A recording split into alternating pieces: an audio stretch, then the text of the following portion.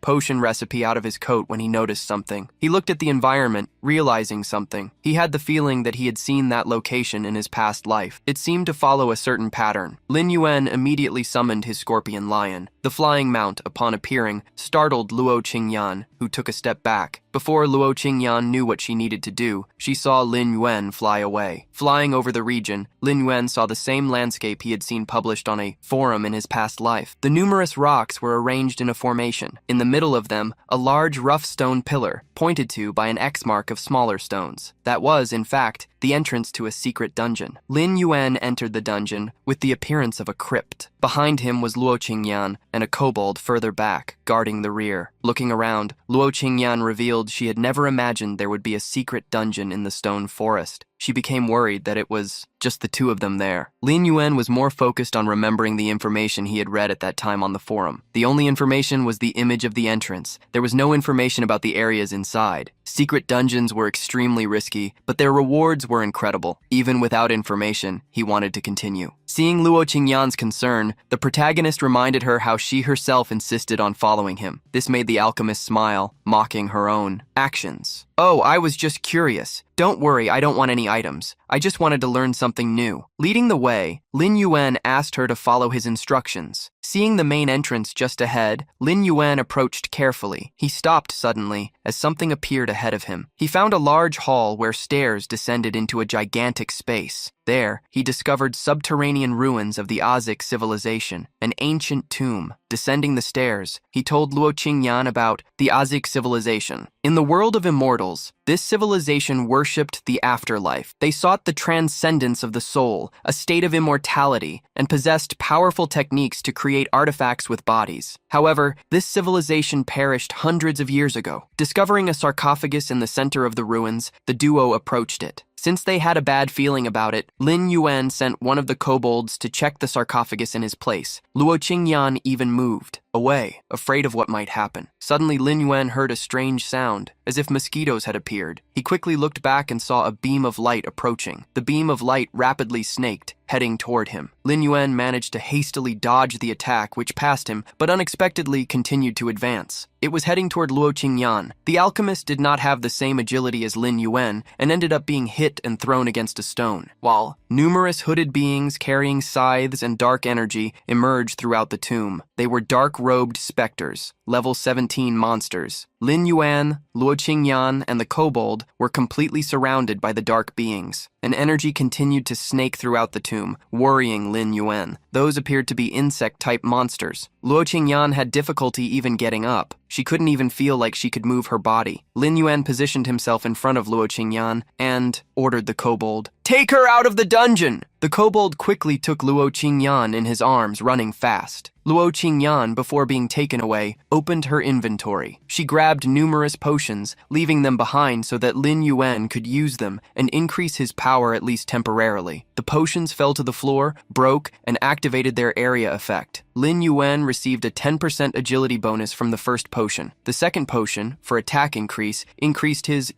damage dealt by 10%. The defense bonus potion increased his defense by the same value of 10%. He was facing monsters specialized in fast attacks. Dealing with them first was his priority, so Lin Yuan used everything he had to brandish his sword and attack the shadows inside the dark robes. Lin Yuan advanced toward each of the monsters and, surrounded by a magical energy, strengthened his sword attacks, eliminating each of them with the blink of an eye's agility. At the same time, the attack that hit Luo Qingyan earlier was pursuing him like a living projectile. The protagonist frowned upon seeing how the object was approaching. He quickly turned around, counterattacking the projectile. By saving himself, Lin Yuan was able to realize that the person behind the attack was smarter than he had initially imagined, as that person knew how to take advantage of opportunities. A large scarab appeared after Lin Yuan's block. Such a monster had 0 defense, but Lin Yuan couldn't even cause damage to it, as if it had some protection mechanism. Lin Yuan discovered that this was the Azir Empire Scarab, a special monster of unknown level. Despite having only 100 health points and 0 defense, it possessed 1,000 attack points. With absurd speed and such absurd single-target damage, the Scarab managed to cover the gaps between the techniques Lin Yuan possessed. It became a monster of desire for Lin Yuan, who chased it without letting it escape. Lin Yuan summoned the Thunder Scorpion to block the Scarab's path. However, the Scarab snaked around the Scorpion, passing it before the monster summoned by Lin Yuan could notice. The protagonist, however, would not let the little monster escape. Once again, a monster appeared in the Scarab's path. This time, the dragon Lin Yuan defeated with Leng Yue. But once again, the Scarab skillfully zigzagged, escaping. However, the Scarab ended up fleeing in the direction where Lin Yuan already expected. The protagonist had leaped toward it, wielding his sword and pointing it downward. Lin Yuan's sword fell onto the scarab, putting an end to its escape. By staking the sword into the insect, Lin Yuan dragged it for a long distance, causing it to continuously lose 1 health point. With a large explosion, Lin Yuan finished dragging the insect. Seeing the scarab finished, the protagonist gasped with exhaustion. Although I could only deal a little damage each time, it won't escape anymore. Sword stuck in the scarab, Lin Yuan checked that the monster's health had reached 0. He immediately used his necromancy powers, wishing, "Now you will fight for me." The power fell onto the scarab, which rose, flapping its wings. As soon as it revived, the scarab cried out in surprise. The protagonist was surprised to see its reaction, as this showed that it possessed a certain level of intelligence. The scarab immediately began to fly, as if it were trying to guide Lin Yuan. The protagonist followed the scarab that went to the sarcophagus. The sarcophagus was still closed, but the scarab landed on top of it at a very specific point. A large beam of light arose coming from the coffin, which began to open. Lin Yuan was shocked to understand why there was no information about the tomb in his past life. It was because it was necessary to make the scarab cooperate, and no one had managed to do such a thing. As soon as the scarab opened the sarcophagus, a chained golden book appeared, releasing a glow of the same color. Lin Yuan was congratulated by the system, as he had obtained the Book of Curses. He could pay a price and learn a skill of his choice from the chained book. Some skill options appeared. Damage amplification was a level 1 curse. A group of enemies would be cursed and receive 50% extra damage. As a learning cost, Lin Yuan would give up 200 maximum health points. The weakened vision skill cursed a group of enemies, reducing their visual range. The cost of 50 vision points needed to be paid to learn the skill. The opposition skill cursed an enemy, reducing the damage they dealt to the bearer. To learn the skill, one had to lose 100 attack points. The counterattack skill cursed a group of enemies, causing them to receive part of the damage dealt. To obtain the skill, 10 strength points needed to be lost. The last possible skill was Fear. At level 1, it cursed an enemy, causing them to fall into a state of fear. To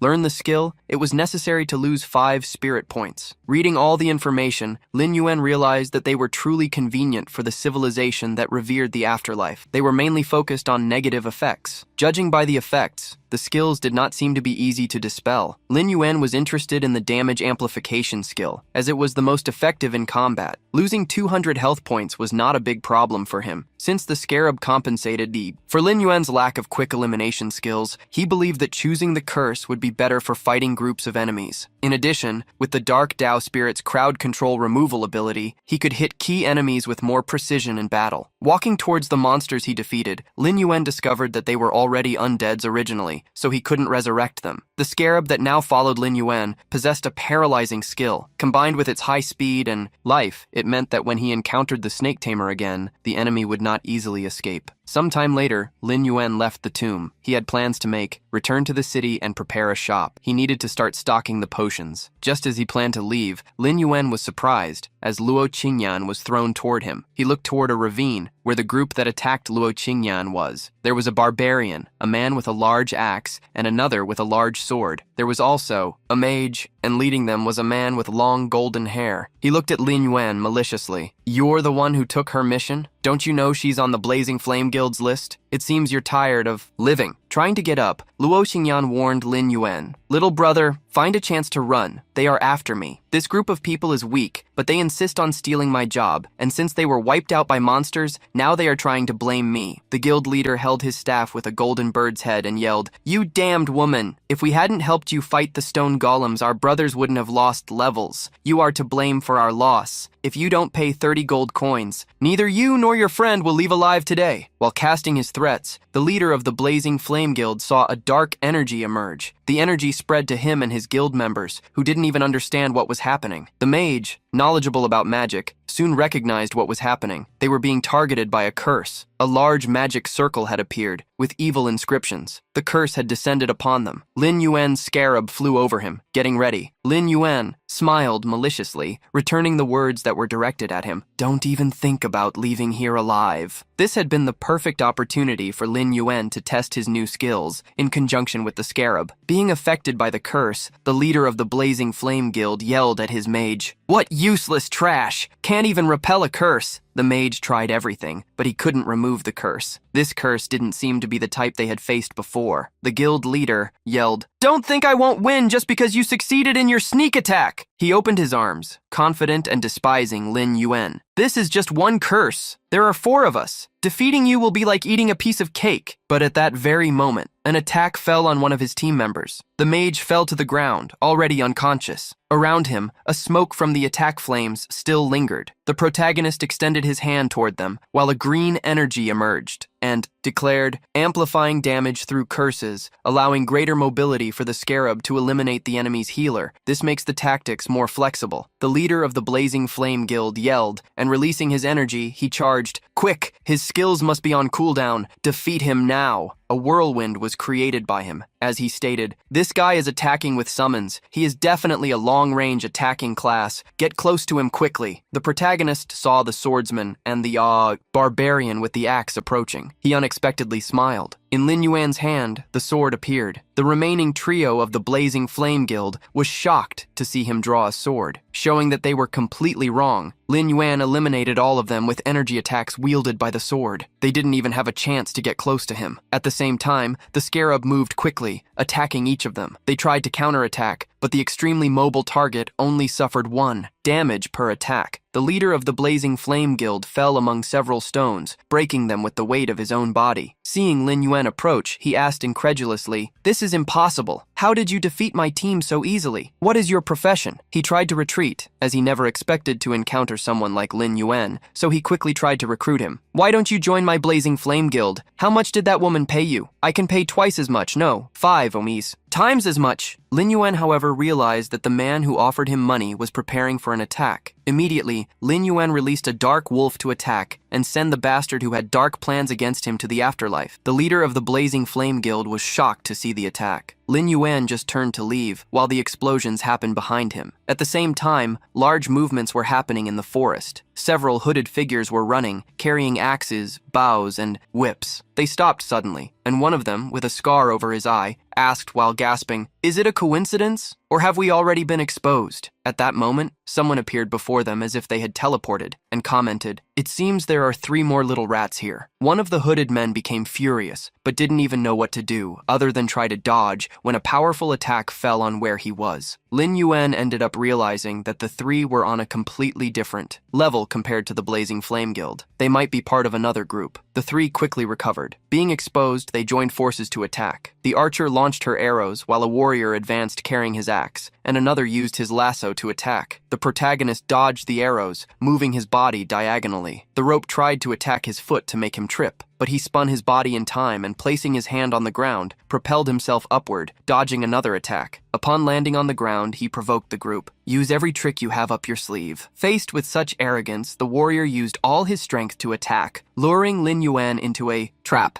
As it was Lin and Anne's turn to attack, he touched the ground, creating a magical circle of damage amplification. The axe warrior was affected by the dark energy unleashed by the magical circle, which enveloped him completely. In desperation, he called for help from his companions, but in response, he heard a great roar. Looking up, he was confronted by a giant stone golem. Its heavy fists crushed the warrior, along with the ground beneath him. The team that ambushed Lin, Yuan, and Lo King Yan continued to attack with arrows and whip strikes, attacks that were deflected by the protagonist while he countered with spiritual fireballs. Lin Yuan considered the possibility that the attack against them had been caused by a mission. The enemies had been hired by someone else. A whip strike headed towards Lin Yuan, wrapping around his arm. However, having more strength than his adversary, it was Lin Yuan who yanked it. Combining with the counterattack, he also unleashed spiritual flames and pointed his sword at him, being eliminated by the combined attacks. The enemy could only scream, "Please, Captain, flee!" An archer holding a crossbow thought about retreating. The enemy had taken down the second and third brothers in seconds. She abandoned the idea and thought of revenge, but before she could fire, the beetle flew towards her. Using its extremely high speed, it destroyed the weapon she was holding and knocked her to the ground. Approaching the woman, Lin Yuan demanded, "Who sent you? Tell me and I will spare your life." With a look of defiance, she got up. "Tell you." Not in your dreams. The protagonist understood that he wouldn't obtain any information. The force behind the three must be some kind of organization. That was why it was necessary to obtain this information at any cost. As they wouldn't tell him, Lin and An decided to eliminate them once and for all, the beetle.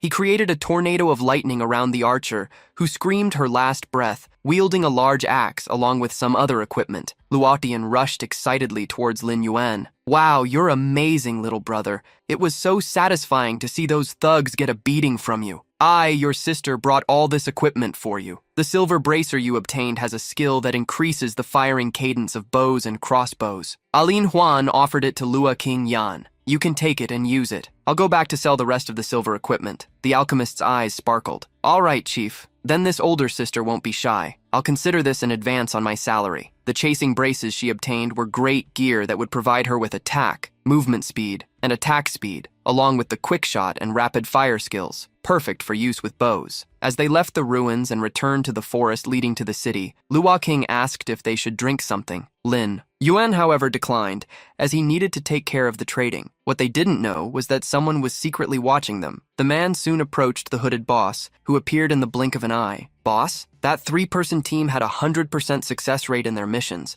but they were completely eliminated. Behind the silver mask, the man with reddish hair murmured, "That guy is more interesting than I imagined." The subordinate asked if they should then send an even stronger squad, but his boss changed his mind. "We should try to recruit talented people like him who are not in a guild yet." Crossing his arms, he announced his decision. "I will handle things with the client. All actions against him must be suspended." Luo Tingen followed Lin Yuan to the city. He was focused on the formula of the rarest and most potent anti-electromagnetism potions, something he had already obtained and would be delivered to the alchemist. The contract had already been signed, and as soon as the issues with the store were resolved and the materials gathered for mass production, he could make a huge fortune. Suddenly, a young blonde man ran towards Lin and Oan, carrying a bag of gold. "And Oan, you finally remembered me. I still recall the last time we went to a dungeon together. It was so much fun." Surprised by the sudden approach, Luodian asked Lin Yuan if the man was some kind of fan of his. Clearing his throat due to the inappropriate question, he explained that since he needed to buy a store, he would talk to her later. Waving goodbye to Lin and Oan, she said, "I'll go back to my studio first and grab some alchemist tools." Hearing that he would buy a store, Hank offered, "You can count on me. I'm the best at buying things." Upon arriving at the city hall, their request was denied. "No, this isn't about money. The king has explicitly ordered that the stores in Hogor Square should not be sold to the public." Hunking tried to convince him, making him think, "After we buy the store and open it, the local economy will increase drastically. This is definitely not a bad thing." Sighing, the manager advised him to save his breath, as there was no room for negotiation. Hanking felt that he had messed things up and offered Lin Yuan help to get an offline store. The protagonist asked him not to worry and took over the negotiation. Before he could speak, the man waved them off, saying, "You can leave. All these stores are already occupied." Lin and Oan, while replying, said, "But what if I own this?" Upon seeing what the young man possessed, the man was startled, even stuttering. This is the honorary badge of the Scorpion Tail Knights, which only Commander Sid can grant." He hurriedly got up, his jaw nearly dropping as he recognized the identity of the man before him. "You are the honorary knight of the Scorpion Tail Knights." With a broad smile on his face, he picked up a city map, explaining as instructed by His Majesty the King. "These shops are not open to the general public, but the members of the Knights can certainly purchase them. This is a map showing the locations of the shops. Choose one." Hunting's eyes sparkled with admiration. As expected of the Cobb, Lord of the Abyss, he even influences the best characters. Lin Yuan selected one of the shops on the main street. Immediately, an energy surrounded the shop, displaying a notification for those passing by. The shop had been bought by an anonymous player. Everyone was surprised, as the shops were supposed to be closed for sale. The anonymity created even more curiosity. Carrying a box of equipment, Luke Kingen stared in disbelief upon seeing that, in just a few minutes, Aylin and Anne had purchased a shop that was not supposed to be sold. He calmly corrected her. They only needed a few requirements. Soon, the recipe was handed to Lua Kingen. She took a glance and asked, "What ingredients do we still need?" Upon reading the ingredients, she revealed she already had everything except for the thunder lizard claws, which were practically non-existent in the market. Hunting happened to hear this and cheerfully walked towards Lin Yuan, thinking they would go hunt together. The protagonist's expression was worried. He had accumulated so much experience that he was almost leveling up. Now could be a good time to gather the materials. Lua Kingen advised them to go without her. Hunting was not her style. Before Lua Kingen could leave, Lin Yuan interrupted her, informing that he had already authorized her to operate the shop. He handed her a key.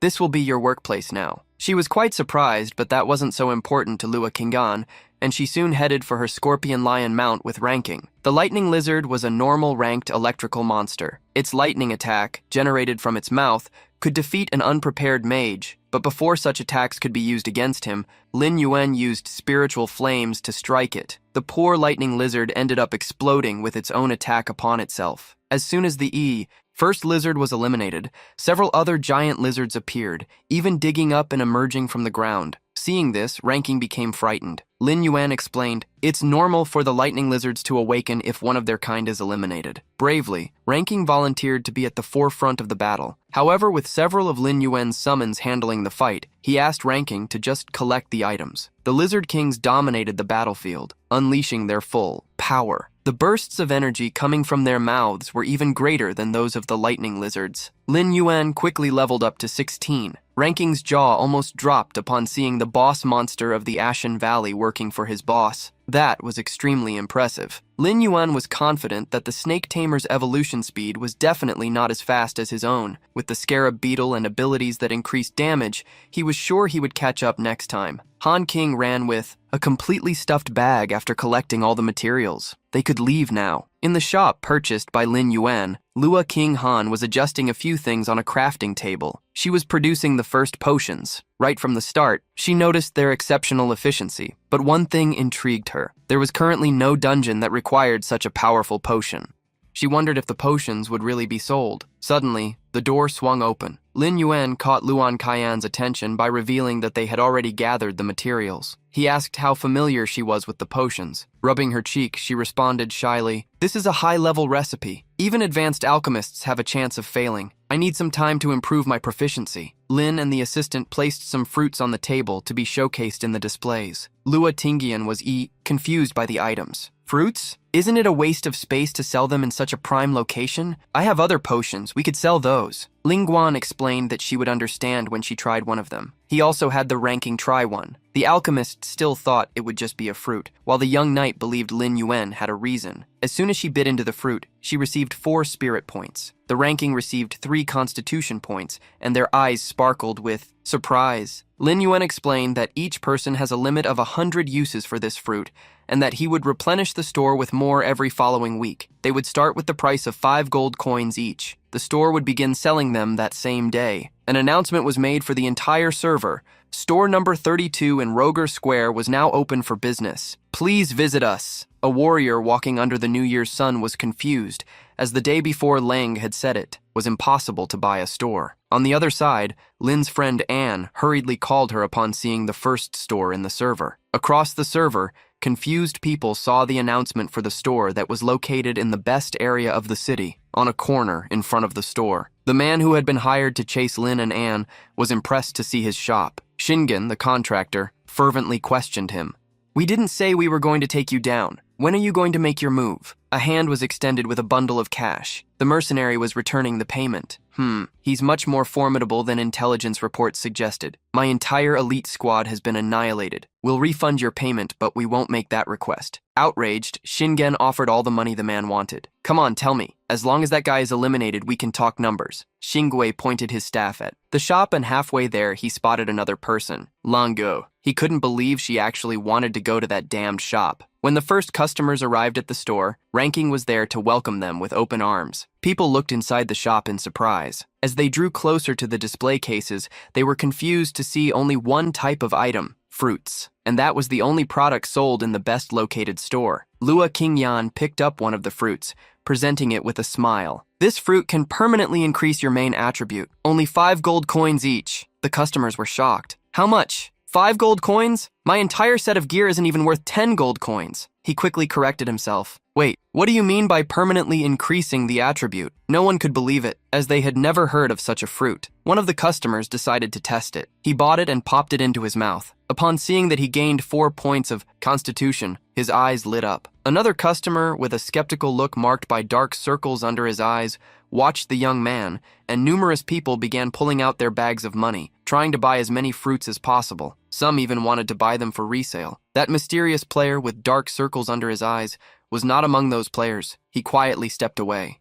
A young woman entered the shop and received the notification, "You have entered the store of your friend Lin." And if it weren't for the system's alert, she wouldn't have had any idea that he was the owner of the first shop. Seeing the store owner calmly in a peaceful corner, Langer approached, asking how he had succeeded when she herself had been rejected the day before. Lin Yuhan offered a simple excuse, thanking his luck. Upon meeting Lin Yuhan, Leng Yue was able to discuss a topic she wanted to address. She had investigated what he asked, but no guild members had gone into the sewers. Thanking him, Lin Yuan simply stated that he might have made a mistake. He could now dismiss the Moonflower Guild in the Water Mirror. For now, he advised his friend to take a look around the store. "If you need to buy something, I can give you a discount." She unexpectedly interrupted him, but before saying anything, she received a notification. "Your close friend Xing Han is nearby. Would you like to invite him to the team?" She was surprised and wondered, "He is here too." Xing Han was desperately holding onto the mercenary's arm. "I will pay 3 times the reward. No, 5 times. Just take out one person."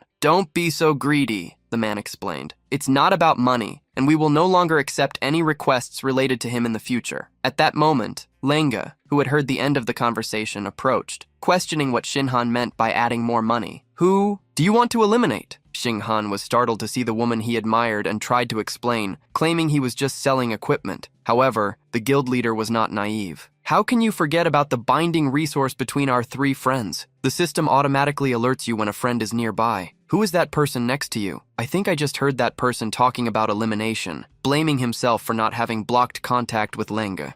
What Xing Han saw was the man escaping. I'll leave that for you to figure out. Just as he was about to leave, a pendant with a skull swung at his waist. Lang Yue immediately recognized that pocket watch and shouted, "You can't leave. I have something to ask you." However, the mercenary wouldn't hear her. He quickly jumped, climbing onto rooftops to flee through the skies. Midway, a beetle appeared to intercept him. The mercenary managed to use a rope that stuck to a wall with the help of a hook. He easily escaped the beetle's electric attack, but as soon as he climbed onto the building, a shadow appeared behind him. The mercenary noticed the attack at the last second. Lin Yuan had closed off his escape route and brandished his sword. "Do you still want to run away?" Lin Yuan landed on the ground after the attack. Leng Yue, behind him, was surprised and asked how he had gotten there so quickly. He had heard a noise. The protagonist asked if he had heard correctly. "Did you say this guy has a pocket watch?" The leader of the Water Mirror Guild confirmed. Even though it was just a brief moment, she had not been mistaken in seeing who he was looking for to knock at her door. Lin Yuan swiftly advanced. The mercenary was shocked to hear that Lin, the angel, knew that the assault squad had been sent by him. The player was not only strong but also extremely smart, dodging the attack. The mercenary asked Lin Yuan to hear his explanation. Lin Yuan intended to capture him. Once he did, he would know everything he wanted. Tin Han observed the situation, hoping that the mercenary would stick to his own rules and not reveal information about his client. Continuously retreating, the mercenary asked Lin Yuan not to pursue a situation where both would end up losing, but Lin Yuan kept advancing. The old guy moved once again, forcing the masked man to use everything he could to avoid being hit. Amidst the countless evasions, he revealed, "I only did that for money. I can't disclose anything else or I'll break our rules." Lin and Han were surprised and stopped attacking. Instead of him, another mage attacked. A sphere of dark energy flew towards the fight and exploded at the spot where the mercenary had been just a second before. Xing Han, missing his attack, furiously bellowed, "What an annoyance! Disappear!" He would not allow the mercenary to reveal any information about him. Seeing that Xing Han had tried to silence him, the masked man decided to completely betray him. He threw a scroll of information on the ground. "Since you have no sense of morality, don't blame me for not showing mercy." With the scroll unfurling on the ground, he told Lin and Anne, "I really sent those 3 people. I was doing my job to earn money. Xing Han was the mastermind behind the attempt to attack you." The scroll of information created holograms that displayed recordings of the mercenaries hiring and how much Xing Han was offering him in money. Xing Han was questioned by Lang Yue if that was true. He was enraged, pointing at the mercenary. "You bastard! You really betrayed me!" Lin Yuan didn't even care about Xing Han. He pointed his sword at the mercenary. "Where did you get the pocket watch? Tell me." Raising the watch, the masked man replied, "You'll receive one soon as well." In the next moment, he used the vanish ability and fled. Lang Yue faced the vice leader of his guild, demanding explanations. Shingen grit his teeth desperately, knowing there would be no escape. He lowered his head, trying to respond. Lang, you don't understand. If we simply make him disappear, we can be as close as we were before. Lang no longer wanted to hear him. Enough. The Xinghan I know is elegant and a courteous friend, not a miserable man who hires mercenaries. You better apologize to him. Lang removed Xinghan from his friend list upon seeing the friendship cancellation. Xinghan felt like he had fallen into a bottomless pit. You really broke our friendship over a stranger and expect me to apologize? What do I lack compared to him? The situation he found himself in made Xinghan begin to lose his mind. Rage grew in his heart as he started shouting at Lin Yuan. It's all your fault. It's all because of you. You turned our inseparable trio against each other. You turned me into a joke. You're the one who deserves to be eliminated, you damned bastard. He poured all his fury into spells cast from his staff. The electric orbs flew toward Lin Huan with the intention of ending that battle forever. As the other side wanted to put an end to the dispute, Lin Huan was undeterred and accepted the challenge. When Xinghan realized it, the distance between him and Lin Huan had drastically decreased. A sword strike sent him flying upward before he could dodge. When he landed, Xinghan couldn't even slow down his fall, sinking into the ground while still shaking from the strong impact. At least he managed to sit on the ground to curse. Damn! Do you really think you've defeated me? It's not over yet! Suddenly, he saw an electrical attribute effect and a green beetle approaching. The lightning the scarab shot at him made him scream like a wounded animal. The beetle's attack paralyzed Xinghan. When he fell to the ground, Leng and Lin were able to get close safely. The guild leader stared at him, trying to give him one last chance. Even now, you still don't admit you were wrong? He gritted his teeth, leaning on the staff. I did nothing wrong. Internally, he recalled the New Year's sun. Only the player named Taiyan could help him at that moment. Upon seeing Xingray on the ground, the New Year's son, whom they called Taiyan, rushed forward in haste. What happened? Because little Yue had trapped him. What he saw upon arriving with the other teammates was Leng Yue with a sword in hand, while Lin Yuan pointed his own at Xing Ren, who was fallen to his knees on the ground. Tim Han shouted urgently, Taiyan, quick! Remove the paralysis effect from me! I was deceived! Before the guild members could move, Leng extended the sword to stop them. Her gaze was grim, unlike anything seen before. She explained the situation to everyone. Xinhan had deliberately hired a mercenary to attack someone. He had created this situation on his own. No one is allowed to interfere. The whole team was stunned to discover that Xinhan had done something so grave. Seeing her dearest friend present, she extended the sword toward Xinhan. Tai Yang, with melancholy, asked if the stratagem had been directed at him, as it was his dear friend who was suffering. He understood and decided not to intervene. He only asked the former companion what he had done. Xinghen tried to turn the guild leader against his own people, Xiaoyu, and drew her sword against me. Taiyan, won't you help me? Do you prefer to believe a stranger over your longtime friend? Lin Yuan grew tired of Xinghan's preferred drivel and threw him to the ground, demanding that he reveal what he knew. Xinghan refused to speak. He would rather choose to be eliminated than to hand over what his enemy desired, as if he were fulfilling their wishes. A red beetle approached, flapping its tiny wings and unleashing a powerful discharge of lightning. The soul of Lin Yuan's shoe pressed down on Xinhan, forcing him to the ground. The sword came down onto the ground, cutting strands of the mage's hair.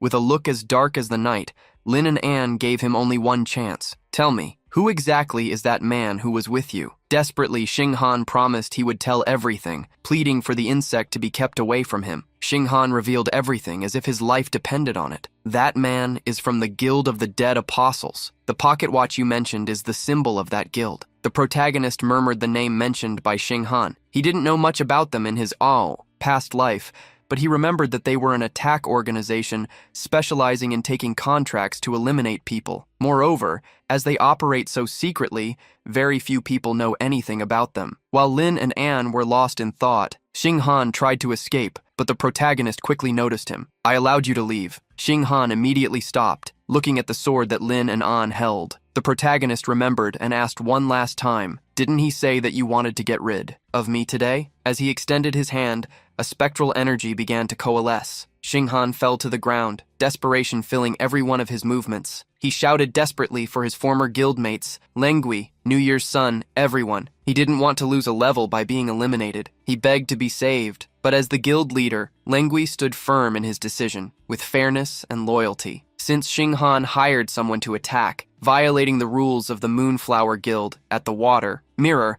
I decided to remove him from all his positions in the guild. In consideration of his past contributions, I will temporarily maintain his membership in the guild. Xinghan crawled amidst the spectral flames, begging Lengi to forgive him. He swore he would also apologize to Lin Yuan. Please, you can't do this to me. It is I who should be by your side even at the last moment. Your desire for Lengi prevailed, however. Her gaze was severe. Xinghan, you really disappointed me. From today on, don't call me by my name anymore. Use my title, call me president. With the damage caused by the flames, Xinghan's life points were reduced to 0. He screamed one last time as he was forced back to the real world. The guild members watched Xinghan's last moments. A young woman who had participated in the Ashen Veil dungeon ended up recalling how Xinghan kept making mistakes during the boss hunt. Everyone finally understood his motivation. Lin Yuan was focused on the pocket watch. It was not something possessed only by the First Faithful, but rather a symbol of a guild. In any case, at least now he knew that the Serpent Masters were hiding within the Apostles' Guild. It was thanks to Lang that he had discovered so many clues. He never expected he would depend on her so much. The protagonist approached the contemplative guild leader and thanked her, offering a token of gratitude. I have some items in my store that permanently increase stats. Could you take one of them? By late afternoon, everything that had been put up for sale had sold out. Seeing the piles of money on the table, Lua Keegan needed to wipe the sweat. To her boss, she asked, "So your older sister didn't do an incredible job?" Lang, looking at the pile of money, commented to Lin Yuan at her side, "It seems I won't have any more items to get. I will try again next time." He, equally surprised, stopped her from leaving. "Wait, I have some left over." Taking from his own inventory, he handed them to Lang. "I hope that guy doesn't affect your mood again, with something so precious being given to her." Lang offered to pay. Lua Kigan looked at Lin Yuan's intention. With the unknown woman, her brow furrowed, he simply gave her a bunch of things for free. When Lua Tingju passed by, the whole day ran back and forth doing this and that, and he completely ignored her. Stepping out from behind the counter, the alchemist sighed loudly, catching Lin Yuan's attention. "I've been busy for so long and haven't received any credit. I think I'll leave work early and have a drink." She felt that Lin's and Oan's maid was not extremely happy. She reassured her, claiming that she believed the alchemist was just going home to rest. Soon, the shop door was closed, and the rest of the afternoon approached. Heading to quiet ruins, Luatinia kicked a few loose stones while complaining with her arms crossed. "What's going on? Acting with such irresponsibility and not asking for anything. After all, who is your employee? Let her take care of the shop for you." One of the stones she kicked was intercepted by someone, a man with dark circles under his eyes, followed by several others armed and ready to attack. He faced Luan Kingen with a mischievous smile. "The owner of the shop at number 32. I've been waiting for you for a long time. The Black Tree Guild is very interested in knowing how you acquired the shop.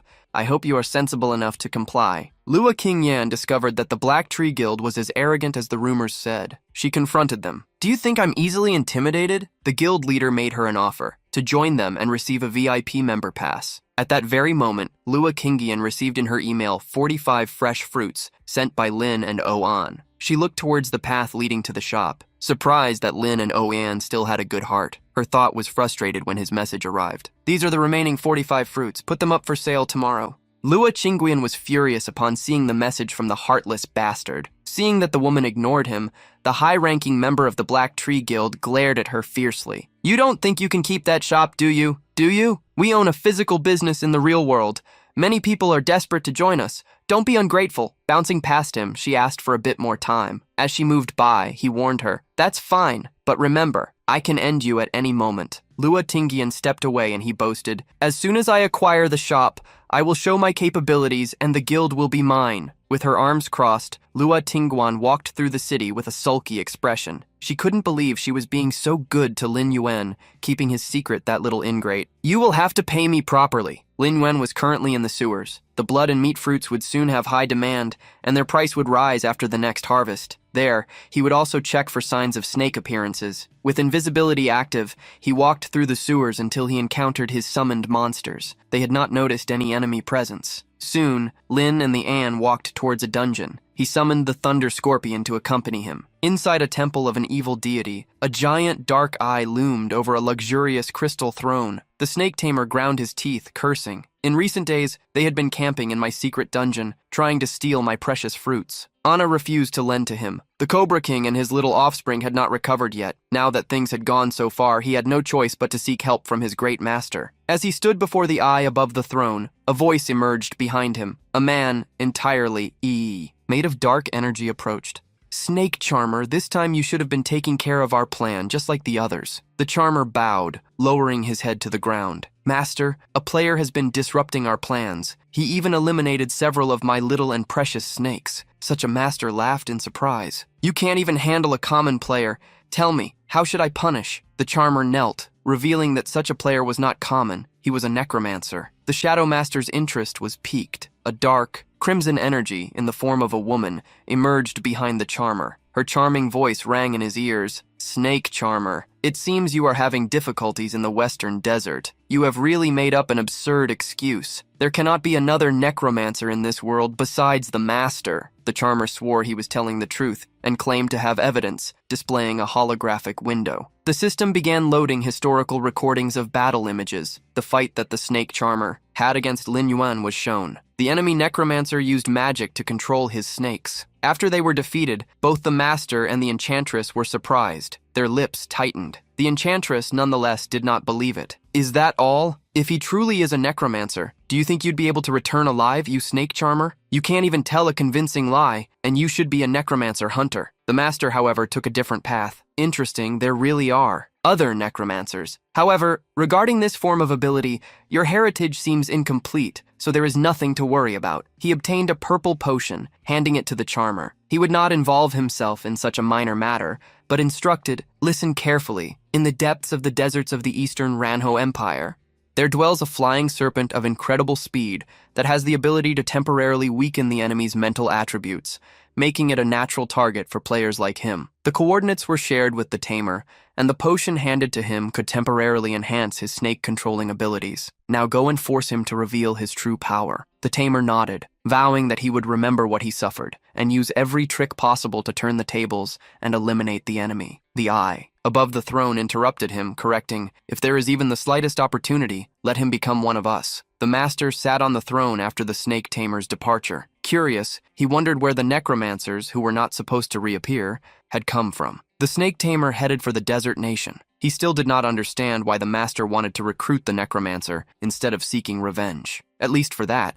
he would need the help of the intelligence from the Apostle Clan to find out if the target was in a guild. He walked through some establishments in the underworld until he reached the back of a tavern in an alley. Halfway, a well-dressed waiter appeared. Sir, if you are looking for a drink, please return to the main hall. He shifted the subject, responding to the waiter. I came to deliver hops. That was the secret code they used. Now he would show his own pocket watch. As he searched for the item, he was surprised. The watch with the skull symbol was nowhere to be found. He continued to look for his items until the waiter interrupted him, sending him away. We don't need hops here, he mocked the tamer, giving him a dark look. Maybe you should ask at another tavern. At that moment, someone approached the waiter, the mercenary who, the day before, had attacked Lin and the Aniai.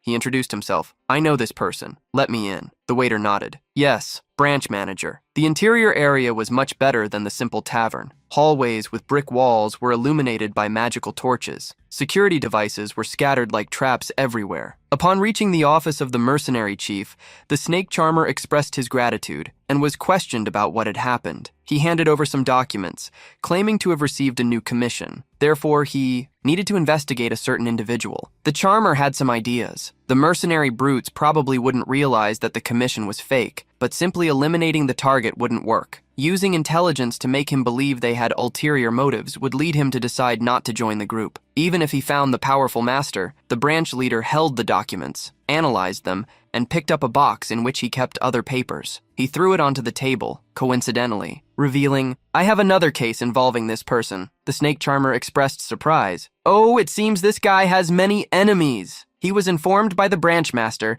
that an investigation had already been conducted. Since the target was the same, it might be possible to eliminate him. The charmer was excited. Boss, I have always admired your skills. Could you take me on this mission? I can do it for no pay. The mercenary refused to take him along, as he only formed teams with people he knew well. At the same time, he asked why he ended up feeling that the charmer was particularly interested in the target. Do you have other ideas on how to deal with him? Hastily denying, He thought about leaving. I will take care of other missions now. The charmer frowned as he left. If the branch leader, named Yama, managed to eliminate the target, he would still awake in the immortal world. It would be necessary to think of other ways to eliminate him completely so that such a person would not be recruited. Yama was unexpectedly left alone in his office. Shingen's invalidated request ended up being useful for him. He was no longer surprised at this point. It's no wonder that grumpy guy attacked me like a madman as soon as he saw the pocket watch. I discovered that the problem lay with that kid. What puzzled him was the reason everyone wanted to put an end to the young man. Our key mask hung on the wall released a mysterious energy when a voice was transmitted through it. Are you talking about the person who eliminated our elite squad? The voice belonged to the true leader of the organization, who activated a remote call through the surveillance eye. The mercenary Yama confirmed the situation had become chaotic when he encountered the target in person. If it weren't for him, Yama would indeed have had the desire to duel such a person. Investing in the situation, the master behind the mask advised, "Why don't we try to approach as well and find out if he's interested in joining us?" Lingguan opened the store door and was startled to see a maid, or rather, a ranking dressed as a maid, wearing a big smile and holding a broom. The muscular warrior with a delicate face announced that he was there to help. Luotingen was carrying some boxes around the store and informed Lin Yuan that someone was looking for him. There was a hooded man holding a pocket watch nearby. Lin Yuan frowned upon recognizing such a person. The leader of the Apostles' branch closed the watch and invited Lin Yuan to talk. As the mercenary left the store, Lin Yuan took the opportunity to hand 1,000 fruits to Lua King Yan. "This is the stock for the week." He asked her to also raise the price a little. In a rocky desert, two people were moving swiftly forward.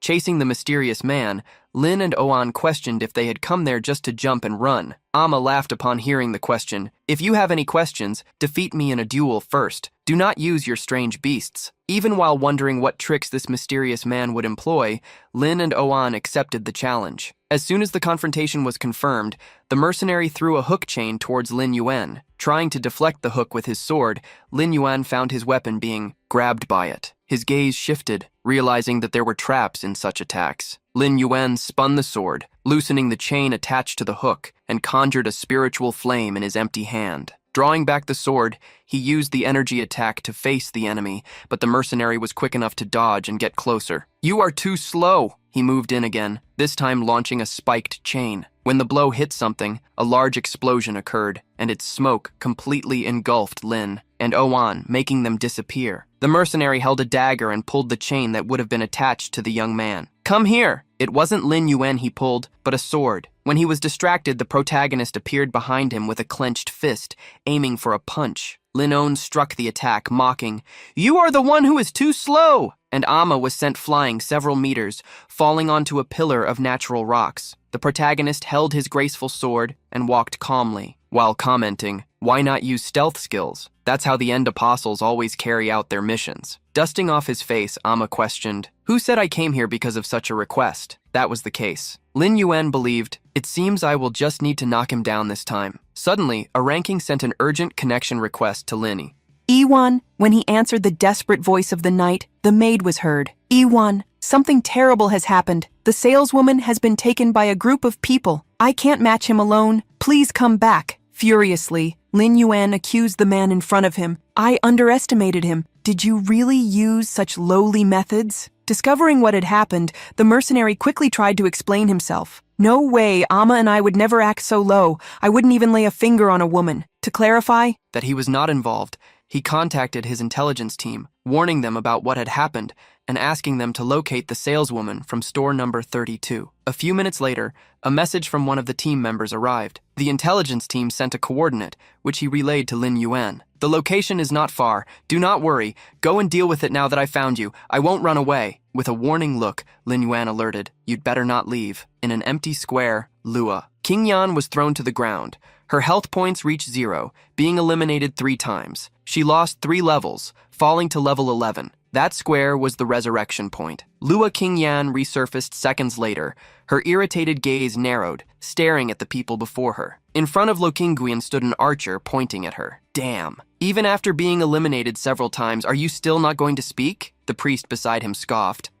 Young Master Zhuo has already found out from the City Hall staff that the one who bought the store is a man. If you don't reveal this guy's identity to me, I'll send you back to the novice village today itself." Lua Tingguian challenged them to fight openly. They had already been preventing her from leaving the resurrection point since they pursued her, even if she forcibly left that world. Your character would still be left behind to be eliminated. The warrior smiled grimly. It seems I will have to do something more. I will destroy the shop. You stay here, brother. I can't believe that bastard won't take the bait. The mage smiled maliciously. As a friend, I will definitely make her give up. At that moment, a dark voice emerged behind both of them. Who do you want to summon, Lin? And the An did not wait for a response and swung his sword at the mage. Ranking was alongside him and nodded to the warrior to take him down. The mage fell at Luotinguian's feet, his health points reaching 0. Finding Luotinguian made Lin Yuan realize that the coordinates the mercenary had given him were correct. On the ground, the knight tried to use a threat tactic. You dare to touch someone from the Black Tree, kid? You're finished. If you know what's good for you, kneel down right now. The answer was delivered by the tip of a sword, striking him. Discovering the guild that had pursued his subordinate, the look in Lin and the An exhibited the deepest darkness. I will obtain some rightful explanations from them. The bodies of the two players suddenly shone. From them, Luot King An's equipment began to materialize. The alchemist walked up to Lin Yuan, her eyes filled with tears. Seeing her like this left Lin and the An incredulous. Even though it was just a game, the effects were extremely realistic, even mimicking the sensation of pain. Returning to her the two items that had been taken from her, Lin and the An comforted her and asked her to tell them what had happened. According to Luot King An, the group wanted to find out from her who the owner of the shop was, but she did not tell them. They then raided the shop and cornered her at the respawn point to make her continuously lose levels. Worried, Lingguan explained that she could have told him everything. From the start, with a gentle look, Luokan explained why she hadn't done it. I am the older sister. Of course I have to protect my younger brother. In fact, they're not that strong. I'm not afraid at all. Carrying a recovery potion to treat Luoting, Yan Hunting disagreed with her. This is absurd. They must have surrounded you at the resurrection point for a long time. You lost all your equipment. Here, we will regain your strength first. Lin Yuan made a request to Hunting. Tell me everything about the Black Tree Guild. Lin Yuan's dark look immediately made the duo realize that he would retaliate. Hunting's expression was the most worried. Compared to ordinary game guilds, they have capital support, meaning from the Black Tree group. In reality, they are well organized and hierarchical, and, in every respect, far superior to regular guilds. Yuan Shen, although you are very strong, it is simply impossible for one person to fight against hundreds or thousands in an entire guild. Lina. Yuan summoned his scorpion lion. To Ranking's concern, he responded mockingly, so what if they are rich? This is an immortal world. Just as he was about to leave, Lin and Han noticed something. The two he had eliminated had gone through a resurrection. As soon as they woke up, both saw that the shop owners group had not left yet. A small beetle and several scorpions attacked them gloomily. Lin and Han challenged them. Do you want my shop? Come and try to take it, the warrior boasted, thinking he could win. You are only good when you launch sneak attacks. This time you will see. However, as soon as the beetle began to attack them, they realized they couldn't do anything alone. Quick, call the guild members who are closest. A plea for help was sent requesting assistance.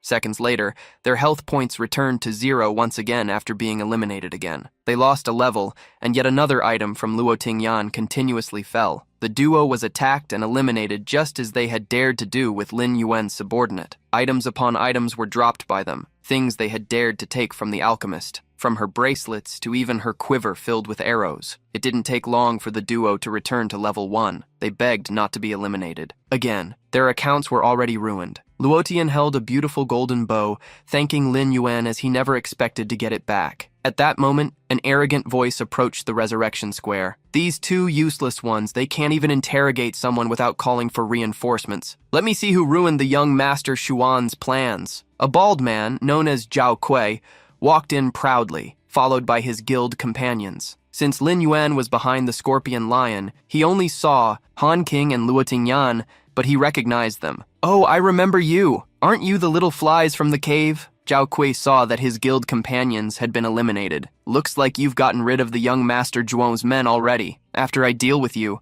I'll interrogate this woman properly, and I'm sure I'll gain the favor of young Master Zhuo. Laughing, he ordered, "Crush them!" Lin Yohan appeared upon hearing Zhao Kui's voice. Looks like your Master Xuan is the real culprit. Shocked to see him, Zhao Kui took a step back. However, a companion behind him raised his sword. Do you dare attack people from our guild, Black Tree? You're asking for regret. Our captain is one of the top 10 players in the guild. If you kneel and admit your mistake now, he might let you be eliminated a few less times later.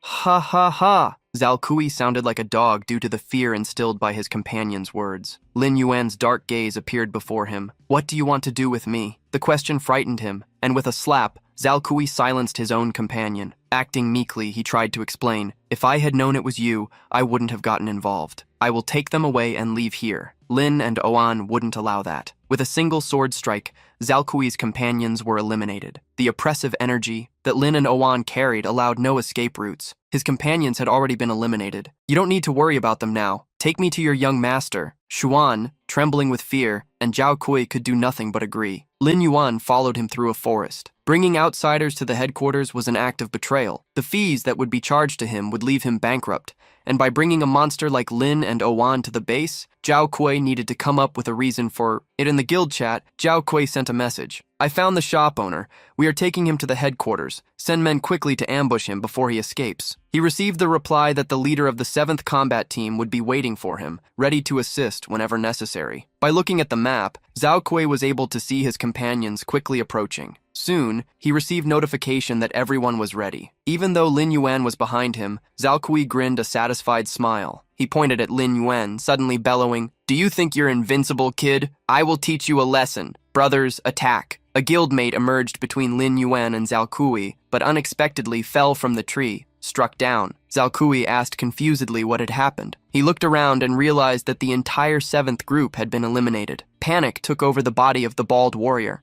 Lin Huan recognized the kunai stuck to the bodies of Zhao Kui's partners. They belonged to the mercenary he had confronted. It seemed that such a person tried to help Lin Huan. He turned to the bald man. If you want to teach me something, go ahead and try. A beetle emerged over the warrior's shoulder, and before he could apologize, the lightning struck, frying his brains. Zhao Kui fell, leaning against a tree. His weak and desperate voice pleaded for leniency. Lin Yuan's sword struck the tree behind him. The protagonist helped him decide to be quicker. You're already desperate. Why not give me the coordinates of Xuan Shao? Maybe I can deal with the Black Tree Guild and your fine won't be a problem. Zhao Kui knelt, swearing he would tell everything. In a company in the real world, a meeting was taking place at the head of the table. The leader shared the information. The Black Tree Guild, part of the Black Tree Group, had a 30% increase in profits last quarter, and new store projects were in preparation with the next quarter forecasted. A man interrupted the CEO's words. And as far as I remember, you haven't secured your first store yet, right? The man smoking a cigar fell silent in the face of the shareholder's question. He revealed, We just found a store and the Black Tree Group certainly won't miss the opportunity to make money. The first store is already ours. No one will take it from us. Someone suddenly opened the meeting room door. CEO something, emo. Terrible has happened. Someone has invaded our guild's headquarters. The CEO stood up, questioning what had happened. The sound of the alarm spread through a large mansion. In its garden, Lin and the An were walking calmly, eliminating whoever appeared in front of them with a single strike. He suddenly stopped when a new group of enemies appeared. A bald man, wielding a heavy sword, shouted, Do you dare invade the territory of the Black Tree Guild? The answer was clear.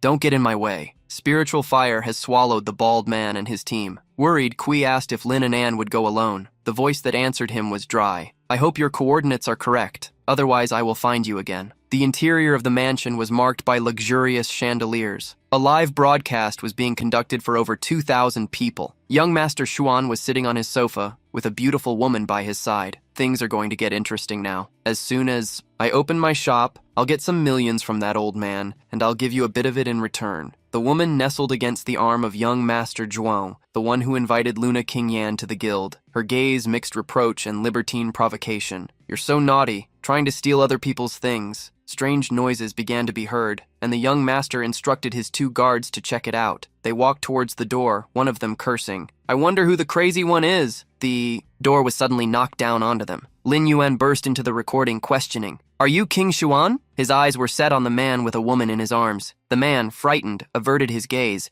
shifting to a mocking expression. He picked up a wine glass. Here comes another idiot trying to get attention. Let's see how I deal with him. A camera fly buzzed around King Xuan, showcasing his pride for the live broadcast. Sounds of footsteps were heard, and soon a whole team emerged, between Lin Huan and King Huan. The guild leader mockingly chased away the unwanted guest. You there? Do you want to join the guild too? But you are at most qualified to be my dog. Crossed legs, he ordered. Kneel and clean my shoes, and I might consider your application. The woman beside him joined in the mockery. He. Young Master Xuan is giving you a chance. Lin responded with a sword strike that knocked down the entire team and traveled towards King Xuan. Upon seeing the sudden attack, King Xuan acted quickly and used his partner as a shield. The audience on the broadcast more than doubled rapidly. Lin Yuan pointed his sword at the young master Zhuang and introduced himself. Shop number 32 is mine. If you dare to try to lay your claws on what is mine again, I won't hesitate to sweep your guild away once and for all. Such words seemed like a joke to King Xuan, who raised an eyebrow. You will destroy the whole guild? He leaned back on the couch while laughing. Ha ha ha ha ha. I initially thought you were crazy, but it seems you are just an idiot. With the viewers on the broadcast jumping from 2,000 to over 10,000, King Xuan felt even more motivated to create a scene. He clapped his hands, calling for a new team. Where are you? Come now. The first team appeared bravely, shouting, Who are you to invade the guild headquarters? More and more guild members started to emerge, surrounding Lin and Huan. King Huan sat like a king, proudly declaring, It's an honor for this young master to have taken a liking to your shop. So many people want to give me gifts, but they lack the connections. He raised his hand, holding a gold coin, and offered it. Transfer your shop to me, then kneel down and bang your head on the ground 3 times, and I won't care about what happened. King Huan tossed the coin to Lin Huan, but as it was still in the air, he woke up, unable to maintain his patience any longer. Lin Yuan ordered the scarab to advance. The beetle passed through the guild members protecting King Yuan, heading toward the young master. When King Zhuang realized the insect was already on his shoulder, the powerful lightning attack hit him and spread throughout the room. His health points dropped to 0 in the blink of an eye.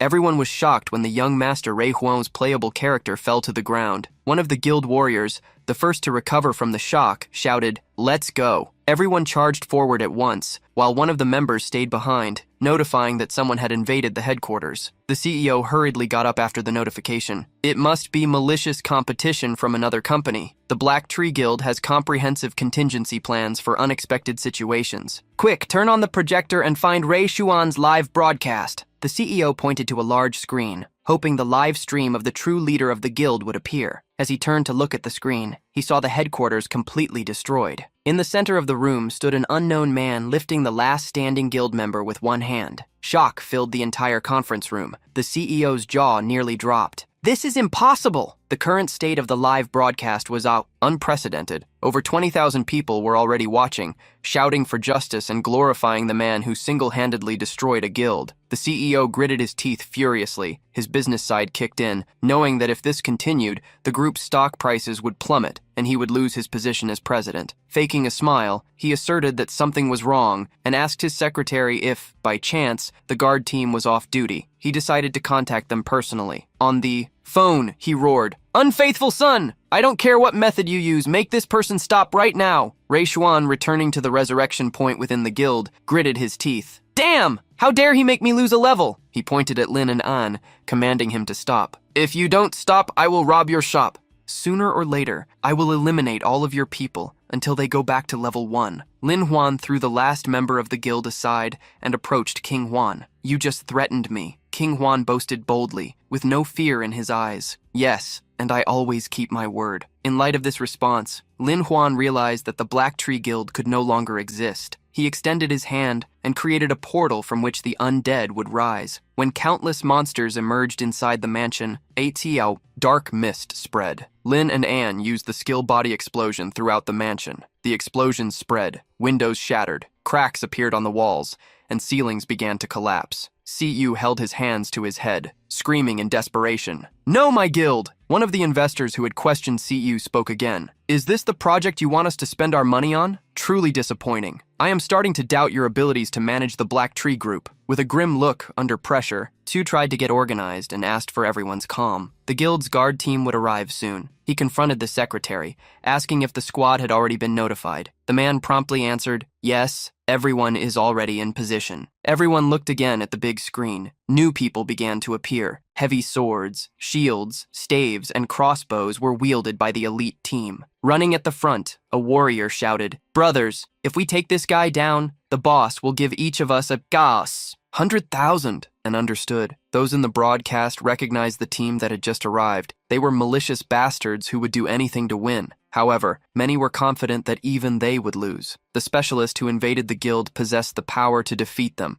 The elite team worked together to protect King John. As they surrounded him, he shouted, Stop that damn insect! I've already lost 5 levels. The beetle, however, was faster than all of them. Soon, the first member of the elite group was struck by it, and his health points were reduced to 0. It wasn't long before the state of destruction in the mansion grew even greater. Amidst the chaos, Lin Yuan gripped his sword. He looked around and asked King Yuan, who was hiding amidst the smoke, "Didn't you say you'd bring me back to level 1? Why are you hiding and not daring to attack me?" With the young master protected, the elite team joined forces to strike all at once. A great warrior from the team shouted, leaping as high as possible for a vertical sword attack from above. "Boy, we are your true rivals!" Lin Yuan brandished his sword and showed the man how weak he was, easily disarming him with a single blow. Fireballs and paralyzing arrows were launched. The mage and the archer laughed, confident they would win by exploiting the distance. Lin Yuan used the warrior who attacked him as a shield. His dark gaze cursed them for trying to use a distraction tactic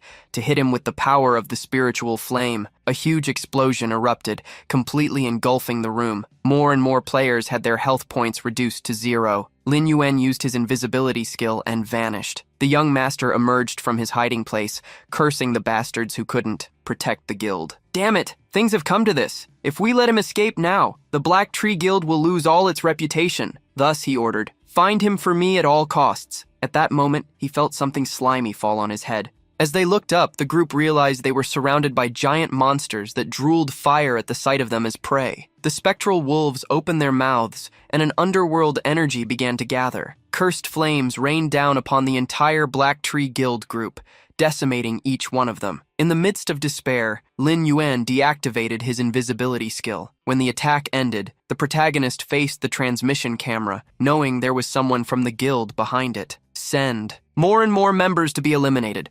There are still many empty spaces at the respawn point. Walking down the street with his phone, players in the real world were amazed to watch the broadcast. "My God, I'm seeing this master again. He really is an amazing guy. Each of his attacks is a deadly blow. The Black Tree Guild really messed with the wrong person." 3 friends laughed excitedly as they watched the broadcast together, interrupting their studies. Haichuan blushed intensely while watching Lin and Oan fight. How can he be so beautiful? When he woke up again, Ray Xuan began to cry. He sent a message to his father asking for help, but CEE already hated him. "How could I have such a useless son? Ungrateful. You've ruined my life." "You knew?" Haichuan shot back the insults. "Old man, I was clearly following your instructions. It's your fault the information was wrong. How dare you blame me?" CEE still had one last method that could save them. Keep him there a little longer. "The master I paid a fortune for is on the way." Watching the mansion's destruction from a tall tree in the distance, Amma praised Lin and Oan for making his name known. Suddenly, he received a notification, an urgent request sent by the Black Tree Guild. Eliminate the target Lin Yuan at the price of 500 gold coins. The request made Garglehar laugh. Refusing, he decided to personally check out Lin Yuan and his show. Leng Yue was already there, arms crossed, impressed. Not only did they bring the Fury Guild, but also members of the End Apostles Guild. It seems that the Black Tree Guild is really going all out this time. Watching from the tree, Ayama recognized all the arriving people. It looked like something interesting was about to happen. The leader of the Fury Guild hefted his heavy axe and snorted impatiently. "I just want to finish this quickly and eliminate that idiot." He and Lang Yue moved forward, while Ayama followed them. The mercenary believed there would be no need for a skills assessment. It would be enough to send the recording to the boss. Stepped on by Lin and Huan, King Huan cursed. "Even my father has never done this to me.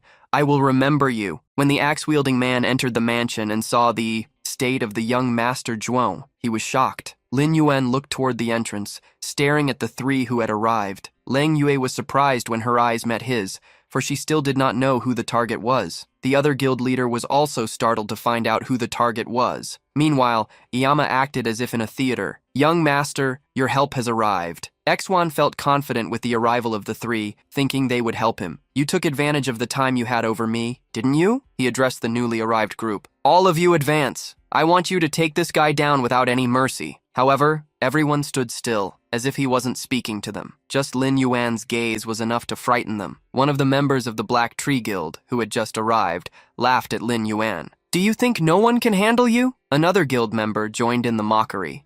"With the first and second best guilds joining forces, you're finished." Suddenly, one of them was shoved by the guild leader, who nearly knocked him over. He headed for the exit, angrily shouting, "I'm leaving. Do Do you think my life is worth this pittance you're trying to pay me? A bunch of fools think so, Xuan stammered as he saw the first person leave. Hey, why are you running away? You're chickening out before even fighting. To shut him up, Lin Yuan made the life points of King Xuan drop to 0. Once again, Ling Guan questioned whether Leng would also want to help the Black Tree Guild. Completely changing her attitude, she decided to support him. I believe you have your reasons. You need help. Lin Yuan didn't ask anything too much from her, just to take a look outside the mansion. King Yuan ended up returning and seeing what was happening, cursed, "Damn! I paid for these people to do something, not to just stand by and watch." And Amma stepped closer, responding, "Exactly! You didn't pay for us to come here and be fools." Young Master Rei Huan stood up, believing that Amma would help him. At least one of them is trustworthy. Go! We need to take down this bastard. Lin and Oan remembered what happened before arriving at the mansion. You were the one who took down those people in the forest, weren't you? I recognize your darts. The mercenary chuckled lightly, explaining that it was just a small favor. King Huan's gaze fell into despair upon seeing that there was another traitor as he picked up a recording sphere. Amma corrected him. Hey, I didn't accept your mission request. I'm only here to watch. Jaw dropped and sweat dripping from his face. King Xuan swore, I won't let it end like this. Remember that. At that moment,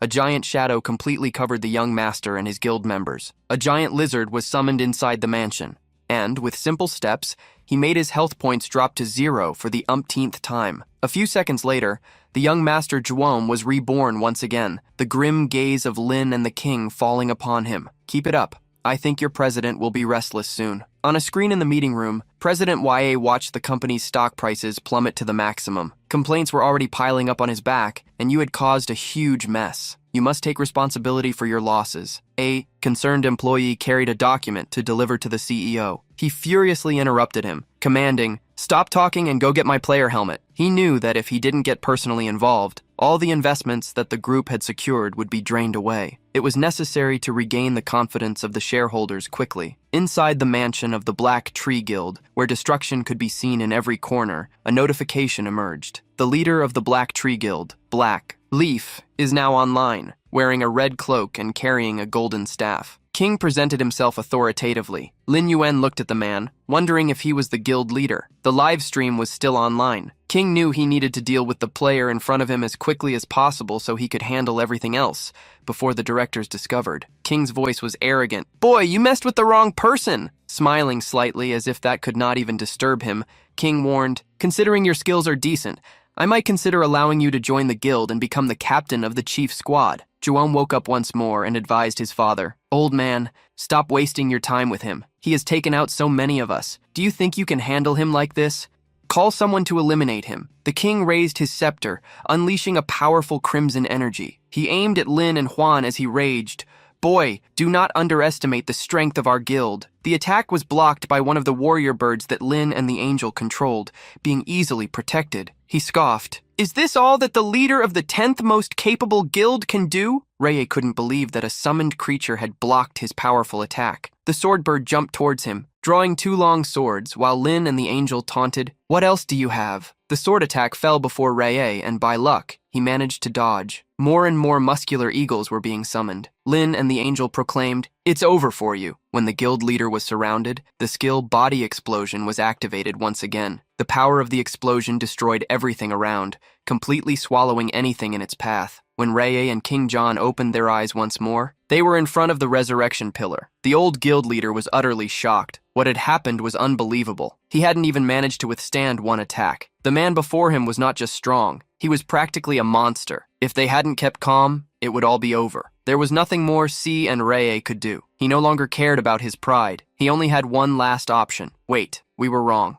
He was even willing to publish an apology and offer compensation for what they had done. The request was not accepted, as it lacked sincerity. You don't recognize that you were wrong. You only know that if you continue like this, you will be eliminated once and for all. The phrase was enough for one of the undead to advance. No one could stop him without the colossal body from before. But still around by a terrifying aura, he devastated everything in his path. With his claws on the ground, the young Master Zhuom begged his father to do something. The guild leader had already considered various possibilities and, deep down, blamed his own son for provoking such a dangerous enemy. Suddenly, a thought struck him. Wait, if even the best players can't defeat him, perhaps the very characters of the game can. The headquarters of the Black Tree Guild lay on the edge of the city's territory, windswept sands, a region considered part of the main urban area. According to the rules, fighting there was forbidden. A mischievous smile emerged as the plan took shape. As long as the sheriff is notified, he will be doomed. Raising a special item, the wanted poster, King mocked, "Foolish son, why didn't you think of calling the sheriff? Even if he's a good fighter, can he face a character from the very game?" King Joanna immediately acknowledged the idea. "I understand, father. The sheriff prevents any fighting in the main city, and those who disobey end up in prison, forced to leave the game for some time." With the success of the summoning, a sheriff appeared, accompanied by his guards, tall and imposing, with blonde hair and a short beard. He wore a military uniform with golden epaulets. The cape fluttered in the wind, making his presence even more impressive. With authority in his voice, he ordered, "How dare you cause trouble in the urban area? Arrest this man, immediately!" Father and son were already mocking, certain that Lin Yuan would be taken to jail. As soon as the arrogant words were spoken, a strike of spiritual energy fell upon Rei Xuan, activating a magical shield to avoid the same fate. The sky threatened him. "Boy, you're done. You had the audacity to attack me in front of the sheriff."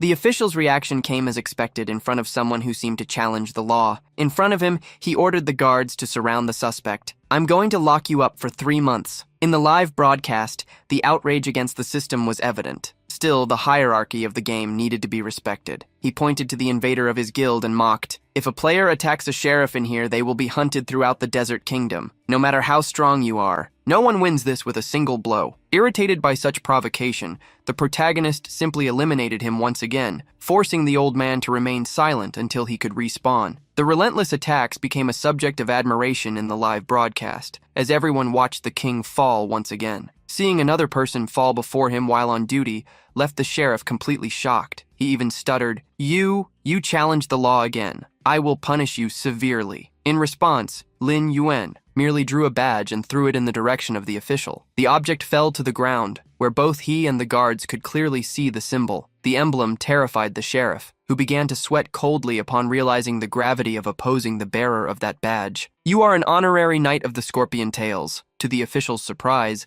Lin Yuan simply nodded. The guards immediately received the order to stop. The sheriff picked up the badge from the ground and handed it back respectfully. "Sir, here are your belongings." Lin Yuan then pointed to the father and son, commanding the official to deal with them. The man felt honored to serve someone connected to the Scorpion Tails. The sheriff still did not understand why he hadn't arrested Lin Huan. Upon hearing that the adversary was an honorary knight, he recalled that even the sheriffs were below that rank in the hierarchy.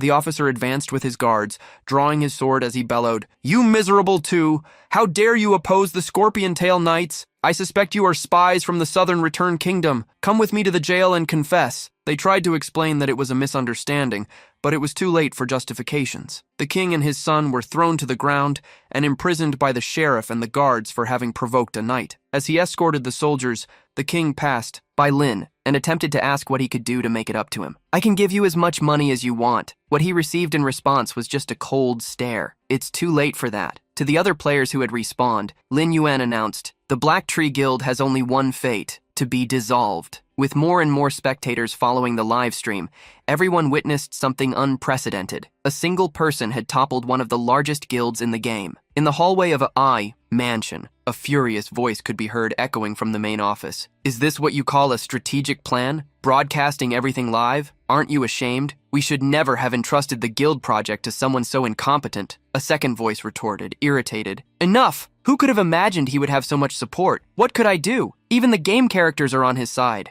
A helmet was thrown out of the window, shattering the glass and startling a guard who was patrolling outside. Others also began to lose patience, pouring out accusations. "The stock price of the Black Tree Group is going to plummet, so hurry up and sell everything. Those two idiots get a lawyer. Now I will make sure they end up behind bars." The guard witnessing everything from outside was none other than Zhou Kui, and he wondered if he would at least have his fine cancelled.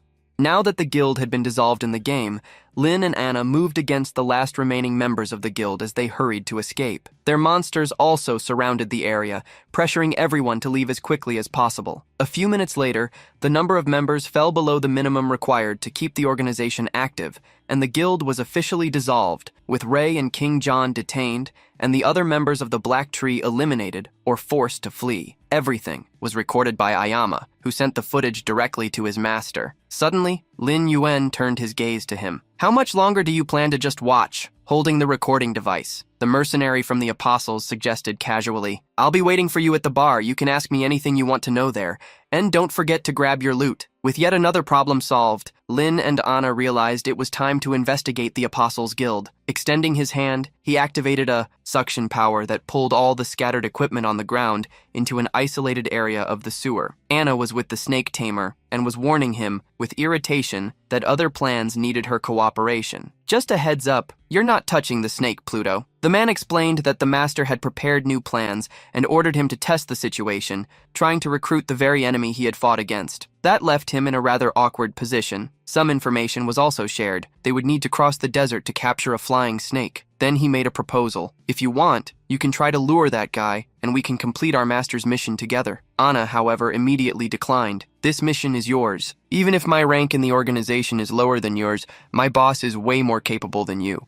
You are not the one to give me orders." Remembering that she had almost compromised the mission involving the Count, the tamer tried to pressure her. "You can't refuse. Tell me what would happen if someone commented that you nearly ruined the mission." The young woman did not let herself be intimidated. That had only happened once. Besides, he should understand that the matter involving the Cobra people was too delicate to take risks. If something went wrong while she was involved, she would simply run away first and leave him behind. Even so, by partially accepting the proposal, the tamer relaxed a bit and explained the plan. "All you need to do is lure him to the location I will send." Curious, the former maid asked what kind of dungeon had been prepared this time to deal with that enemy. The answer was unsettling. There was a dark island surrounded by violent waters, the so-called Island of Death. During the day, many people frequented the town's bar. When Lin Yuan and Amma approached the counter, the bartender asked what they would like to drink. The symbol of the Apostle Guild was shown to the man, who immediately understood the reason for their visit. A waiter then approached and bowed slightly before the customers. "Esteemed guests, we apologize,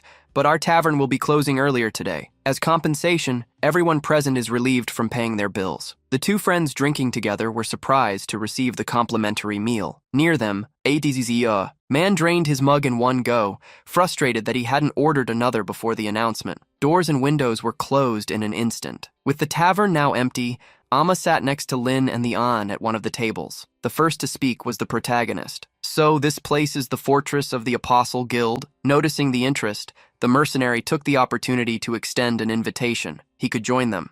Receiving the formal proposal, Lin Hon crossed his arms and coldly questioned whether your recruitment method involved sending soldiers to eliminate people. Amma, embarrassed, tried to lighten the mood. "Well, sometimes enemies end up becoming allies. Many skilled players like you didn't belong to any guild before joining us, which is why we tried to recruit you too." As the drinks were served, he sincerely explained, "We have already declined several requests related to you. This is the first time something like this has happened in the guild." Then, with all cards on the table, he asked what the young man's decision would be. Taking a sip of the red wine placed on the table, Lin Hon responded calmly, "The recruiter is hiding his true identity. That doesn't seem very sincere." After drinking a bit more, he placed the goblet back on the table and slid it towards someone invisible next to Amma. Thanks to his self-assigned spiritual attribute, he had easily detected the presence hidden by a camouflage skill. The man dropped his stealth and praised the young man. "Not bad, really keen senses, able to detect even my enhanced stealth." He wore a black cloak with a hood and a mask covering his mouth. Everything indicated that he was the true leader of the organization. Having imagined the man's identity, Lin Hon recalled that, in his past life, this was a figure famous for eliminating extremely powerful individuals. His trademark was to act as a stranger in the shadows, someone who even seemed to relish the process behind stealthy attacks. With no reason for beating around the bush, he got straight to the point. "Since you know me, you must know that I never join guilds. However, I would like to obtain some information from you. Tell me what the conditions are." Placing the organization's emblem on the table, the man responded with a counter-proposal. "Hearing through Iyama that you are interested in this, join us and you will discover more." In light of Lin Yuan's silence, he added an explanation. "Perhaps you have misunderstood something. The Apostle Guild is not exactly a traditional guild. It is just a nominal organization. You do not need to join it as if it were an ordinary game guild. If that were true, Lin Yuan's secret class would not have been exposed. In this case, joining the group would not pose a great risk. Furthermore, the Apostles' information network was known to be extremely vast in the immortal world, something that could be quite useful for him. Indicating that he might consider the proposal, the young man stated that he first needed to better understand the current situation of the organization. Behind the mask, the leader smiled. He recognized that Lin Yuan was exactly the type of person who usually appeared among them, so he began his explanation. The Apostles did not operate as a typical game guild. Their members were divided by rankings: common, proficient, excellent, elite, and at the top, the ultimate level. Within this structure, there were 5 levels, and the missions were also classified into 5 categories of difficulty, ranging from rank D to rank S. Speaking about the pocket watch, the leader revealed that this object was merely a symbol obtained after completing 3 rank S missions, and reaching at least the elite level. The item allowed access to supplies and assistance in various strongholds of the organization, in addition to serving as a pass to enter the true bases of the Apostles. However, there was an interesting detail. Rules are made for those who need to follow them. If you agree to join us, you will not have to go through this process and can receive the watch immediately. Lin Yuan extended his hand and took the watch with the organization's symbol.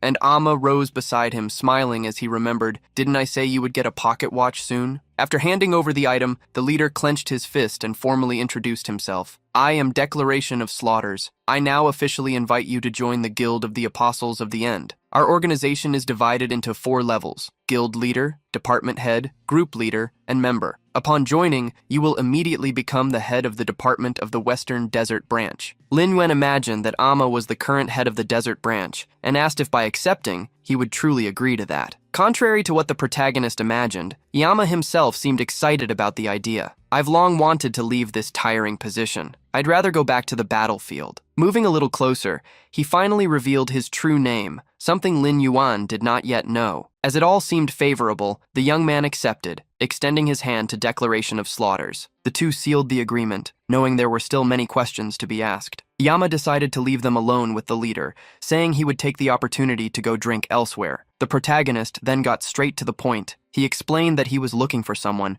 and hoped the organization could assist him. Opening an information window, he shared 2 recordings that clearly showed the image of the snake tamer. This made the leader immediately understand why Lin Yuan had one of the organization's pocket watches. Unfortunately, Declaration of Slaughters refused to provide any information. There was a rule within the organization: no member could investigate another. This was one of the principles that kept the group's structure stable. Frowning, Lin Yuan asked if, even as the manager of a branch, he still didn't possess enough authority to access such information. The leader replied calmly, "Rules are rules, but people can be flexible. If he wants to take on a mission, he will still need to go through a manager." Then, he offered a small hint. "You can make him need to work with you. If a member takes too long to accept missions, they will automatically be removed from the organization. They will have no choice." The plan was simple, yet extremely ingenious. The new branch manager realized he had no more questions to ask. His leader placed a hand on his shoulder, reassuring him. "Someone as talented as you is naturally an honored guest here. Don't worry, I will share all the latest game information with you first, and our branch will provide support whenever needed, even in other countries." With everything settled, the protagonist decided to leave. First, before he departed, the kill declaration asked for just one thing. "At least tell me your identification name. I need to inform the Western Desert Branch that they have a new leader, temporarily removing the function that hid your information." Lin and An revealed a nickname: King Ming. After he left and the place fell silent, the master of the Apostles thought to himself, "King Ming, what a discreet fellow. If he hadn't hidden his own identity, I fear that even first place in the Eastern Desert wouldn't have been achieved by Kwangshan." Walking towards some ruins, Lin and An realized that it had been a while since he last went hunting. Now that the issue with the Black Tree had been resolved, he could finally look for a dungeon to gain some experience points. After a long time without checking his information, he noticed that the proficiency of his primary skills had increased significantly. Invisibility had reached level 4, allowing it to last 5 minutes with only a 1-minute cooldown. As for his offensive skill,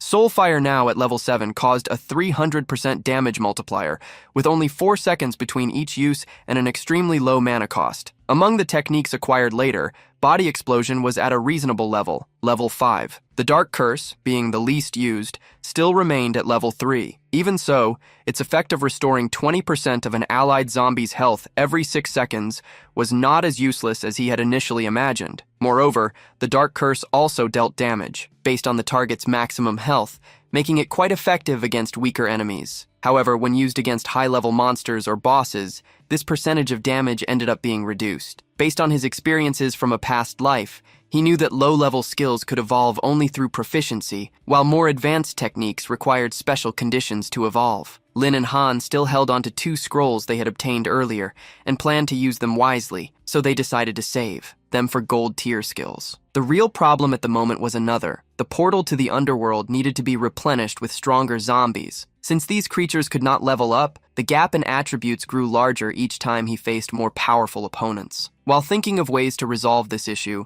Lin Yuan arrived at the entrance of an elite dungeon, the Relic Laboratory. As soon as he entered, he found various bodies and worn-out armors scattered throughout a vast, dark hall. As he approached some of them, he realized they belonged to ancient knights of the underworld. Suddenly, the armors began to move. Dark souls started to inhabit those metallic bodies, and a system notification appeared.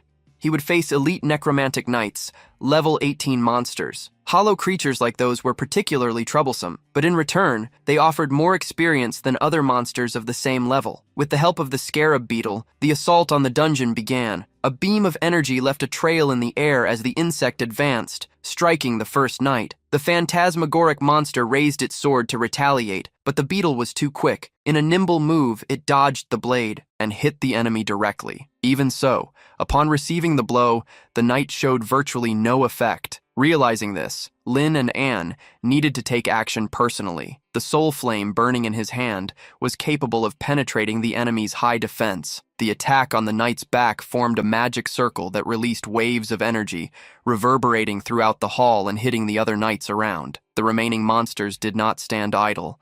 The two advanced and surrounded Lin and Anne, attempting to attack him from behind. The invisibility skill was activated at the last moment, allowing him to evade the strikes. Shortly after, 2 snakes from Ad emerged, combining with the body explosion skill to hit the skeletons. With the detonation, the knights were destroyed and pieces of armor scattered in all directions. From the defeated monsters, Lin Yuan obtained several rewards: the recipe for the deadly gas potion, the mana restoration potion, and the solvent potion as well. The metal armors needed to be collected quickly before the souls returned to possess them again. The recipes could be used to expand the variety of items in the store he had established. While organizing the items, the protagonist noticed something strange in the room. Some loose armors began to move. Slowly, if it weren't for the experience of his past life, he would probably have ignored that. Extending his hand, he used spiritual energy to slow down the movement of those objects. Then, he summoned a giant zombie wolf. The summoned creature let out a powerful roar,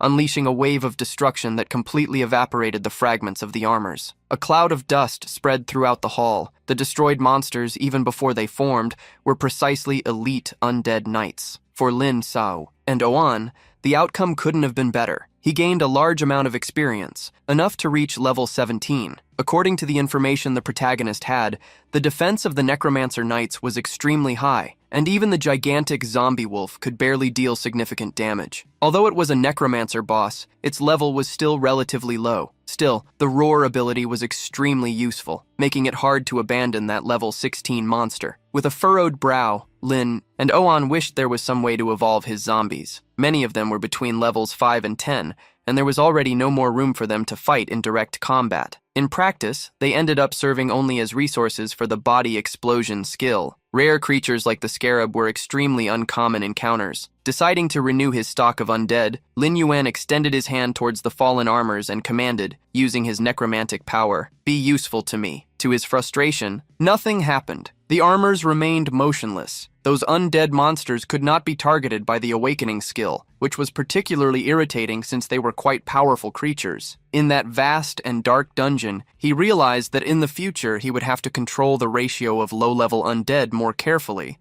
and looking for stronger monsters to turn into minions. Suddenly, a call from the real world interrupted his thoughts. It was his mother trying to reach him. This was unexpected, as he had warned that he would need to stay focused on the game for a while. The voice on the other end of the line sounded anxious. Johan, Has Xiaotan contacted you recently? Worried, he immediately asked what had happened. With a trembling voice, his mother explained that their daughter hadn't returned home in 2 days. The protagonist tried to reassure her. Don't worry, I'll come back right now. Returning to the real world, Lin Yuan rushed to ask for more details. His parents were together in the living room, looking anxious. The mother was the first to speak. A few days ago, Xiaotan said she was going to a summer training camp. We were able to talk to her a few times, but now we can't reach her any longer. The father tried to console his wife, urging her not to think the worst. Maybe little Tan is having so much fun that she hasn't even realized her phone is out of reach. Lin Yuan remembered that in his previous life, during this time, Xiaotang should have already contacted the organization known as the Order. She would have participated in a closed combat training. To not worry his family further, he mentioned that he had heard of such camps. Typically, phone usage was prohibited until the end of the training. Don't worry, Xiaotan will be fine. His mother calmed down a bit upon hearing that, regaining some hope. It's true, Iwan. Xiaotan is such a dedicated girl, maybe she's so busy that she couldn't even let the family know properly. Although Lin and Iwan still had some reservations about the order, he respected his sister's decision. Even so, he recalled that in his past life, some members of that group had shown signs of great mental instability. For this reason, she decided that when Xiaotang returned, she would make it a point to personally check on her. In a large training room, various people were scattered throughout the space while facing combat robots. In one corner stood Xiaotang holding a sword, surrounded by the machines. She advanced against one of the training dummies, wielding the blade to strike directly at its center of mass. Her senses were heightened, allowing her to notice another robot attempting to attack her from behind. With enemies emerging from all directions, the young woman concentrated energy into the sword and let out a shout as she raised it. The strike hit the ground of the training room, releasing a powerful shockwave that pushed the surrounding robots away. Xiaotang remained at the center of the crater she had created, breathing heavily after the intense training. Applause echoed throughout the area as two people approached. One of them asked, "How is it training with us? Isn't it much better than wandering around aimlessly?" Xiaopan stepped in front of Rauken and came closer with a friendly smile. Hey, you can leave at any time. We've already spoken with the boss. This is just your trial period in the organization, so we will take your situation into consideration. Seeing how welcoming they were being, Xiaotang politely thanked them, requesting a break in the training. Rauken informed her that the boss was calling everyone to gather in the outer courtyard. Dozens of people began to assemble. Muscular men could be seen everywhere, along with women who emanated a powerful presence. Looking around and getting to know the inner workings of the order better, Xiaotang realized that everyone there seemed extraordinary. If she wanted to become stronger, there was no other choice. She would need to become one of them. One floor above the courtyard where everyone was gathered, a woman emerged and addressed the group. As you have probably heard, the guild ranked 10th in the Western Desert was defeated by a single player. Even within our organization, it would be impossible for one person to face an entire guild. The woman wore an elegant black outfit, accompanied by gloves and long purple stockings, which contrasted with her long white hair. Her refined posture and striking presence made everyone naturally see her as a leader. She then extended her hand, revealing a small energy cube. Here is a recording of his battle. Everyone must study this carefully. Most immediately recognized the person shown in the footage, as videos of that player were spread all over the internet. As murmurs arose among those present, Linton displayed a look of complete shock upon recognizing who was in the recording. A young woman with a long ponytail, Lenge, approached the organization's leader and curiously asked, "Is he the chosen one?" Bringing her hand to her chin, the leader replied that she had tried to observe the destiny of that young man, but he seemed completely unpredictable. No clear information could be obtained about him. Still, when she focused her perception on his fate, she did not feel the presence of what they were searching for. He is not the chosen one. Strangely intrigued by the young woman's question, the leader raised an eyebrow slightly and asked, "Do you know him? If so, try to convince him. We cannot turn such a powerful figure into an enemy." Lung quickly apologized, stating that she did not know him personally, but inside she worried about why she had denied that. The leader then asked her to explain the techniques displayed in the video to the newcomers before walking away, still commenting on the impressive proficiency demonstrated by the player in the recordings. Linton overheard some comments that his brother was getting stronger. Why would he be looking for a woman? Sweat trickled down her face as she thought to herself, is he doing all this because of a woman? Almost immediately, she dismissed the idea. No, he spends the whole day gaming and barely understands these things. What if some woman is deceiving him? I need to find him and figure out what's going on. While praising the player's skill in the game video, Chao Pan approached Linton and asked her if she would like to duel him. Stammering slightly, the young woman declined. saying she needed to head home and rest. Chaopan did not insist. You will be welcome to return whenever you want. We will also be wrapping up for today. At that moment, Lin and Oan were also at home. With his phone in hand, he realized that the last message he had sent to his sister was 2 months ago. This time, he managed to contact her and asked when she would be back home. The reply came quickly. I'll be back soon. Despite the reassuring news, Lin and Oan felt the need to talk. To her, carefully trying to determine if she had been harmed or influenced in any way. If she was in a strange state, some clues would surely emerge. One of the most striking traits of those exceptional chosen ones he had encountered in his past life was precisely this: confusing and deep memories mixed with answers unrelated to the questions. That was the most evident manifestation. As soon as the door opened, Linton walked in smiling and announced to everyone, I'm back. The protagonist, I watched her closely, especially her expressions. The young woman scratched her head, confused to see her brother there, not gaming, handing her a bottle of water. Lin Yuan explained that their mother had said she hadn't shown up at home for 2 days, which is why he was thinking about going out to look for her. Unsure of how to talk about the game with her brother, Lintan displayed a hint of sadness. Wishing her friend Qianqian were there at that moment, Lin Yuan changed the subject and asked if she remembered when they went to the amusement park in the past. That had happened around the same time of year. The young woman did not expect that sudden question, as the outing had taken place many years ago, and she could hardly remember it anymore. Why are you bringing this up all of a sudden? The protagonist merely shut down the subject. It's nothing, I just happened to think of it now. Frowning, he wondered if Keotan really did not remember that day. The worry that someone might have been influencing her mind began to grow. On second thought, Linton recalled something. Oh, you're not talking about that, are you? One time the park lost power and we played all night without going home, waiting for the fireflies to appear. The memory reassured Lin and Anne that, at least for now, everything was fine. Still, it seemed that his sister had been through some heavy training lately. Her hands were full of calluses. He then mentioned that he had sent her an item via the Immortal World email and asked her not to forget to redeem it. Keotan frowned upon hearing this and complained, I don't need your things to make her accept. He replied, if you refuse, next time I won't cover for you anymore. Linton was irritated to hear that and retorted immediately. And what about you? They say on the internet that you destroyed the Black Tree Guild over a woman. I can't control what you do, but at least think of our parents. The protagonist almost rolled his eyes upon realizing that his sister had believed the rumors, then calmly explained what really happened. That guild tried to take my shop, that's the only reason. Upon discovering the truth, Lintian quickly changed her attitude. Worrying about her brother?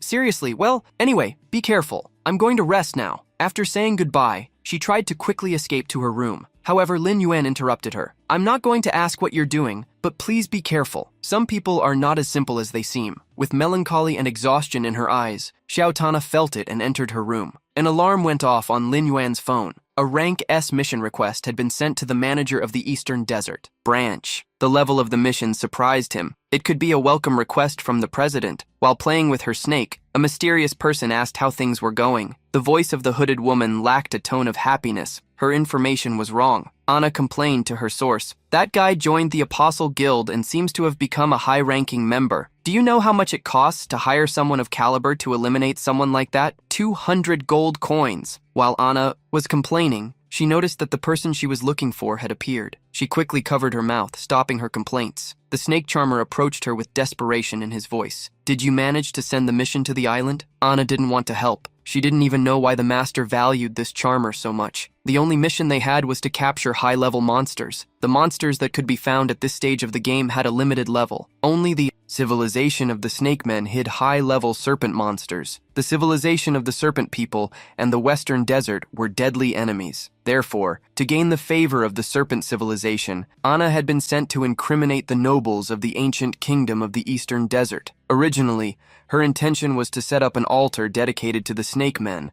To incriminate Count Carlo for collusion with them, she had managed to prepare the sewers, but had not yet planted clues inside the house when the damned one who ruined her plans showed up. Fortunately, Carlo was also in collusion with an enemy and ended up thrown in prison. After that, Anna continued to enhance her reputation with the serpent people and was about to obtain an even stronger monster than the serpent Hades. Having advanced so much in her plans, Anna questioned why the tamer had yet to do anything right. Being questioned made her furious, as she had faced even greater problems. You don't pay attention to the outside world while in the civilization of the serpent people. Only a madman could have led the Black Tree Guild to dissolve. 3 high-level specialists went there, and all turned tail and fled. This is my fault. Finally, Anna realized that the one who almost thwarted her plans and the one facing the tamer were the same person. Wait, you mean he is that specialist? I always thought he and the specialist only looked alike, but you're saying they are the same person? The tamer confirmed the information. Such a person was growing stronger at an alarming rate. If it weren't for him taming his little flying snake, he wouldn't dare face him. Anna flicked her tongue irritably, understanding everything her companion had gone through. At that moment, a notification appeared. The mission request they had sent was accepted. An island of sharp rocks surrounded by the fierce sea and wind gusts was the place where countless flying monsters resided. If it weren't for the flying mounts, those who reached the island would need to rent a boat for the trip. Lin Yuan walked across the rocky terrain, accompanied by undead monsters. The island was infested with zombie creatures that could not be resurrected.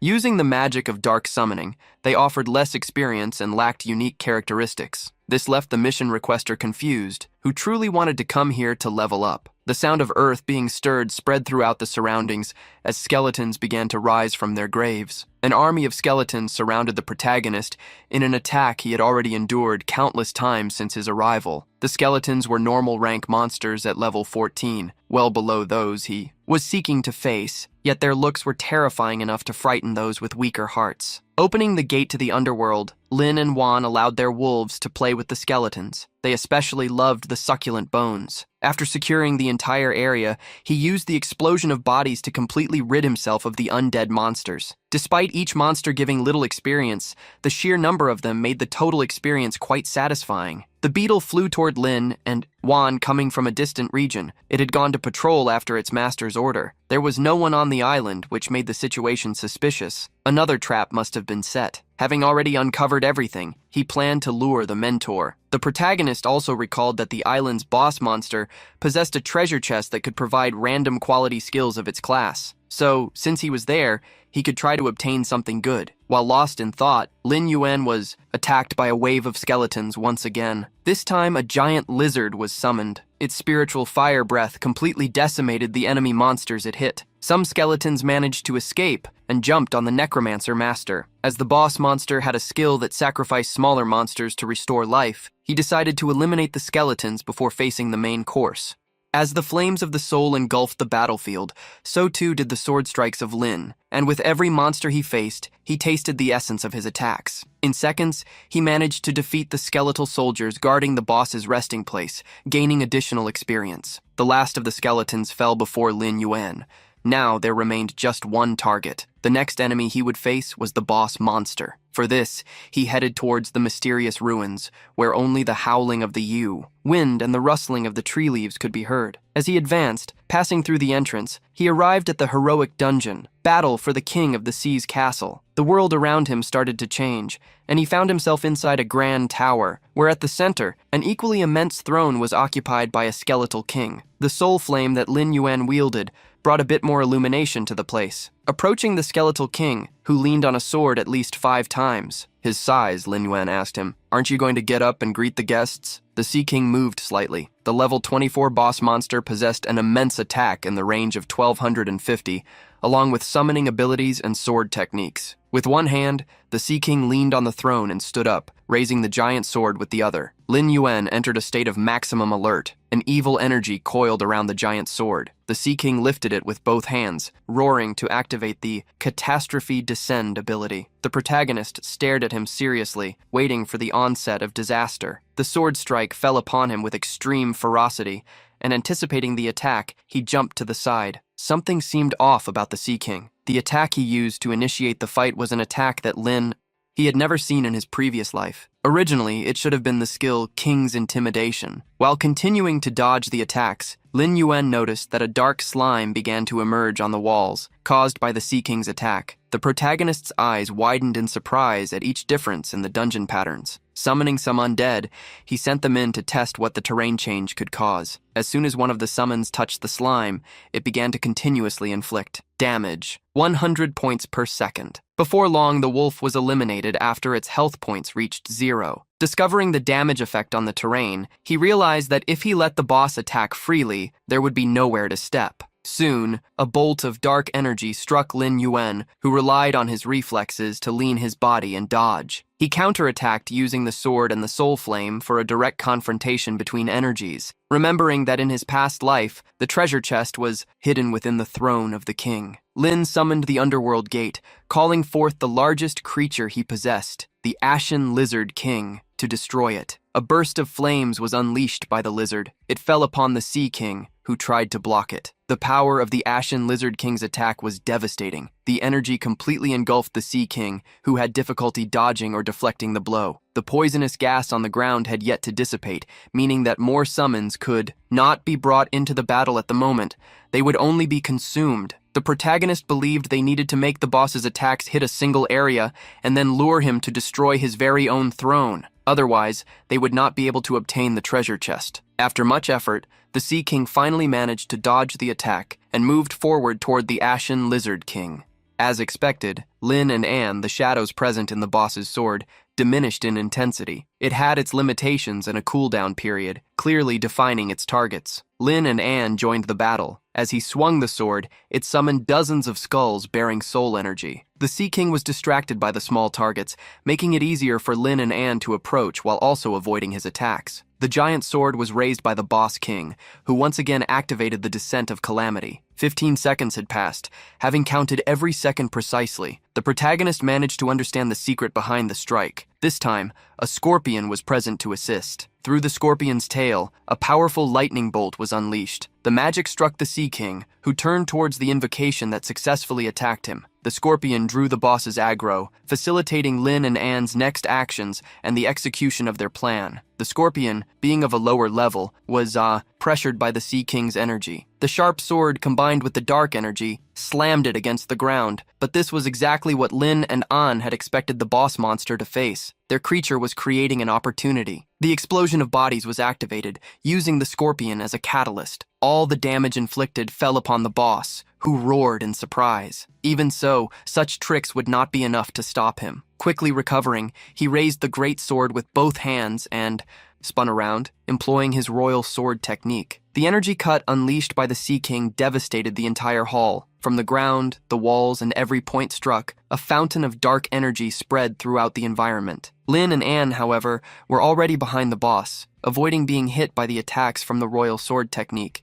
It was something he had already faced in his past life. Avoiding it would be simple. Upon hearing the human's voice, the boss turned to attack him, but while his technique remained in recharge for the next 15 seconds, dozens of undead were free to advance. Winged monsters, summoned by Lin and Anne, clung to the arms and legs of the skeletal king. The scarab beetle also sprang into action, sent by its master, and charged forward with the speed of lightning. As the impacts of the beetle struck the Sea King, he tried to rid himself of the creatures holding him back, and even wielding a massive sword, the Sea King could only hit the beetle with his aura. However, thanks to the little insect's immortal ability, all damage received was reduced to just 1 point. With such low damage, it was impossible to eliminate it. The frustration of being outsmarted turned into a furious roar. The boss began to attack uncontrollably, making Lin and An his primary targets. The protagonist realized it was his time to act and smashed a potion to the ground. Where the magical liquid fell, sharp thorns grew and trapped the boss's arm. More and more thorns appeared with each passing moment,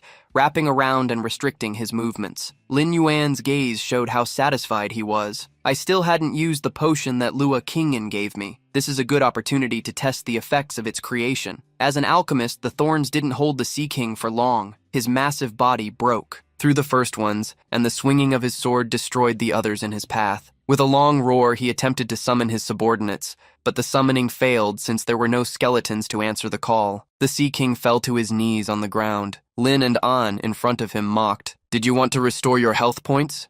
What a pity. There's nothing more to that. Having prepared a great meal for the boss, the protagonist summoned a monster through his portal. The lizard was seized by the Sea King the moment it appeared, catching it off guard. The boss monster used a new ability, the Royal Ritual, targeting the small lizard that fit in the palm of his hand. As it tried to devour it, the creature responded with a puff of soul fire. The flames passed before the king's face, making him instinctively lean back. Still, the heat was enough to affect him. He roared in pain, releasing the summoning of Lin Yuan. Lin Yuan taunted the monster. "Did you choke on your snack?" In a fit of rage, the Sea King struck the ground with the tip of his sword. The shockwave created by the attack spread throughout the dungeon hall. Lin Yuan jumped back several times, distancing himself from the attack that could restrain the movements of anyone hit. Unexpectedly, the place he retreated to was the king's very own throne. Holding his sword, he prepared for the final confrontation. First, he summoned new birdmen, along with wolves, using them as catalysts for the explosion of bodies. The large-scale magic completely engulfed the hall along with the boss monster, even causing the tower to tremble and part of the ceiling to collapse. Lin and the An sat calmly on the throne and declared, savoring the taste of victory. Now let's welcome the arrival of the new king. A great curtain of smoke had spread, making it difficult to know the outcome of the battle. From it, a glow of dark light emerged. The smoke curtain was sliced through by the Sea King's sword strike. His attack traveled toward the grand throne where Lin Yuan sat. The protagonist ducked,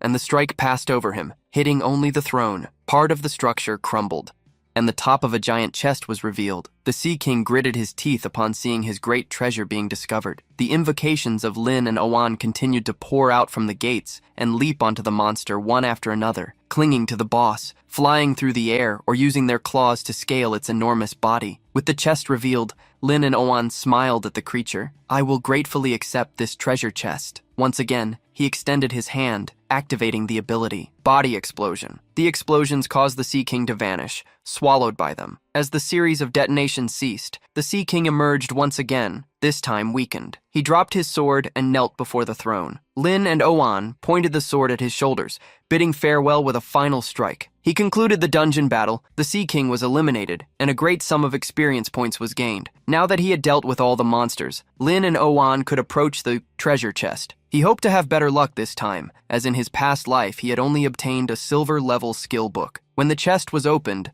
a golden light burst forth from its interior. A black gold rank book jumped out of the treasure, floating before Lin and Oan. In the world of immortals, the quality of items from lowest to highest was classified as white, iron, bronze, silver, gold, black gold, epic, legendary, and mythical. The black gold level was virtually impossible to obtain in the current immortal realm. It could only be acquired from this special chest of random quality. Even at the end of the game, obtaining an item of this rank was still considered great luck. The book, with a page embedded in its cover, exuded a dark energy. Calamity was the skill it would teach. Used by the player, the skill imbued the weapon with the aura of calamity, causing attacks to deal 70% of the total magical damage as bonus damage for 8 seconds. New effects could be obtained when the skill, currently at level 1, was evolved. Surprised, the protagonist understood that the change that had occurred with the boss might be related to the mutation caused by the aura of calamity. Lin Yuan used the book to obtain the skill and used 2 scrolls he had acquired in the Ashes Arena to evolve it to the 2nd level. The skill gained the option to be used on allied units, also increasing their base statistics. If the target was an allied necromancer, they would also gain immunity to control effects. At level 3, the skill would release an aura of calamity, affecting enemies within range and causing continuous corrosive damage. The 2 new effects that the skill gained were similar to those used by the King of the Seas. This confirmed Lin Yuan and An's suspicion. Activating the skill to test it, the protagonist saw the aura of calamity being released. Returning to look at the body of the King of the Seas, Lin Yuan realized that if he hadn't understood the game's mechanics, facing that boss would have been quite complicated. He wondered if the changes in the monster's mechanics were related to the trap they wanted to set for him. So, could this be a conspiracy by the mentor behind everything? Without answers, Lin Yuan used the domination skill on the body of the King of the Seas. The level 24 zombie rose, retaining all its abilities and statistics. The calamity, however, had left the king's body, showing that the true source of its existence was the book beneath the throne, with the new invocation standing. Lin Yuan asked him, already thinking of a grand plan. Can you do another show for me? The protagonist quickly left the dungeon as soon as he got outside. He used his new skill, Calamity. With his hand raised high, he created a sphere of curse. Dark rays attacked in a radius of dozens of meters from the magic's central point. Waves of dark energy could be seen in the sky. In a tree, almost 100 meters from the dungeon, Anna was lurking, watching. She crossed her arms confidently. This is the final blow of the boss. There's no way to dodge with such a large area of effect. If nothing unexpected happens, this guy has definitely fallen into the trap. Initiating a conversation, Anna warned her partner. The boss's health is low, and he has entered a furious state. You can go in now, carrying a staff with a snake at the tip. The tamer, upon receiving the information, smiled, thanking Anna. His wicked laugh revealed the desire to defeat his great rival. That guy must be in a terrible state right now. Hey, even if our master ordered me to conquer him first, I'll use the scepter to make him feel deep despair. Then, I'll make him kneel and beg. When the tamer entered the dungeon, what he found was a body on the ground and the Sea King sitting on his throne. Lin and O-An were amidst pieces of rock that had fallen from the ceiling, looking unconscious. The tamer licked his lips with his thin tongue, like that of a snake. After weakening the boss, you were surprised by the furious state that activates when he is low on health. That bastard is finally in my hands. With his eyes closed, the protagonist waited silently. The tamer approached him and conjured several snakes from his staff. Just to be safe, it'd be better to keep you bound so I can do whatever I want with you. The snakes coiled around Lin and O-An's bodies, who did not resist. In the next instant, the tamer attacked the king of the seas with more of his snakes while complaining to Lin and Anne. You stole my secret dungeon in the sewer. Then, the boss you weakened will now be mine. As the snakes approached, the king of the seas moved his sword. A great slash, bursting with underworld energy, eliminated the two creeping beasts. The tamer was shocked, as the boss monster was not supposed to move until it suffered some damage. Amidst this surprise, the explosion of bodies was activated, engulfing him before he could escape. Despite the damage taken, the tamer managed to retreat. He gasped heavily. His snakes had been destroyed, and the shock of seeing the boss alive turned into rage. One of the snakes that should have been under the tamer's control attacked him, coiling around his leg. Finally, the man realized that someone was manipulating the situation. The gates of the underworld were opened, and an army of giant undead surrounded him. Lin Yuan's intense gaze sent chills down his spine as he used the ability Level 3 Calamity. In his hands was the snake that should have kept him bound, turning the tamed monster into nothing but remnants of skin. The protagonist brandished his sword and walked towards the tamer. So it was you who set this trap for me? Even with his plans discovered, the snake man still showed confidence. You and these monsters are not enough to stop me. Seeing the resistance he still intended to show, Lin Yuan released the scarab to fly. There was no way for the tamer to win. The only option left for him at that moment was to flee. The flying snake coiled around his arm and took him to the skies, escaping from the scorpions and wolves. The tamer laughed. These inferior creatures that can only walk on the ground, no matter how many there are, remain useless. The Lizard King did not accept the provocation. The beast's mouth opened, and a cannon of energy was unleashed. The devastating strike shot up toward the skies, gliding past the flying snake and hitting the ceiling of the tower, having easily diverted. The tamer laughed again. Is this all you've got? That's not even close to the speed of my little assistant. Lin and the Anne would not allow him to escape. His sword was drawn, and an energy slash was sent upwards, prepared to counter the attack. The tamer sent his snakes to block him. The serpents opened their mouths as the energy neared, devouring it as if it were a small snack. However, Lin Yuan soon frustrated the opponent. When I said this was sword energy, the energy devoured by the snakes began to cause internal damage. The powerful poison took down the mutant serpents, while their master could do nothing to save them. Shortly after, Lin Yuan mounted his scorpion lion and alongside the beetle and flying monsters, initiated the chase. You're not the only one who can fly. The aerial pursuit began with the protagonist quickly closing in on his target, who was trying to flee. The tamer realized that Lin and the Anne's steed was faster than his. It was only a matter of time before he was caught. With the mutant snakes being eliminated by the dark aura, he had no way to defend himself anymore. The zombie vulture followed its master's orders and launched its sword to bring down the snake tamer. The precious flying snake was struck, and without it, its master would fall. However, the tamer still had a backup plan. Do you think you've already won? Realizing something was coming, Lin Yuan prepared himself. The tamer summoned another flying snake which, like a bat, emitted a high-frequency sonic pulse, creating interference in the air and attempting to destabilize Lin Yuan's mount. The effect caused mental confusion, making Lin Yuan lose spirit points.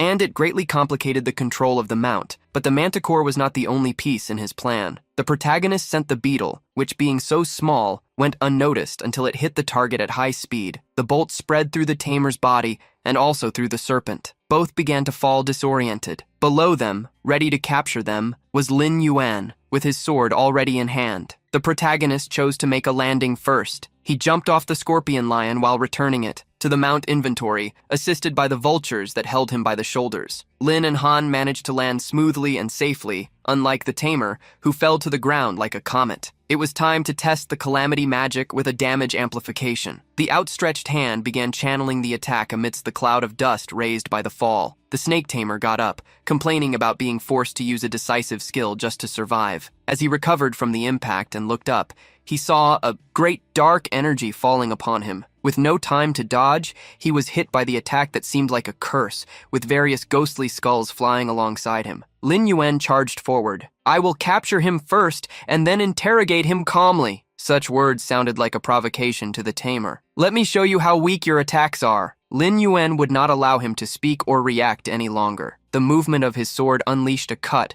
imbued with the power of damage amplification. The tamer was struck and forced to kneel. The frustration of being unable to counterattack made him complain. "Damn, if your spiritual power hasn't been reduced by at least half, how are you still able to deal this kind of damage?" The amplification skill increased the damage dealt by 50%, just with that. Lin and An were confident that their statistics were sufficient to deal with someone like the adversary before them. From the protagonist, new curses were conjured, new skulls imbued with dark energy were launched. The intensity of the battle increased with each passing moment, with one side attacking and the other merely defending. Everything could end at any moment. The beast tamer tried to flee, until halfway through he shouted in a tense voice, "That lunatic!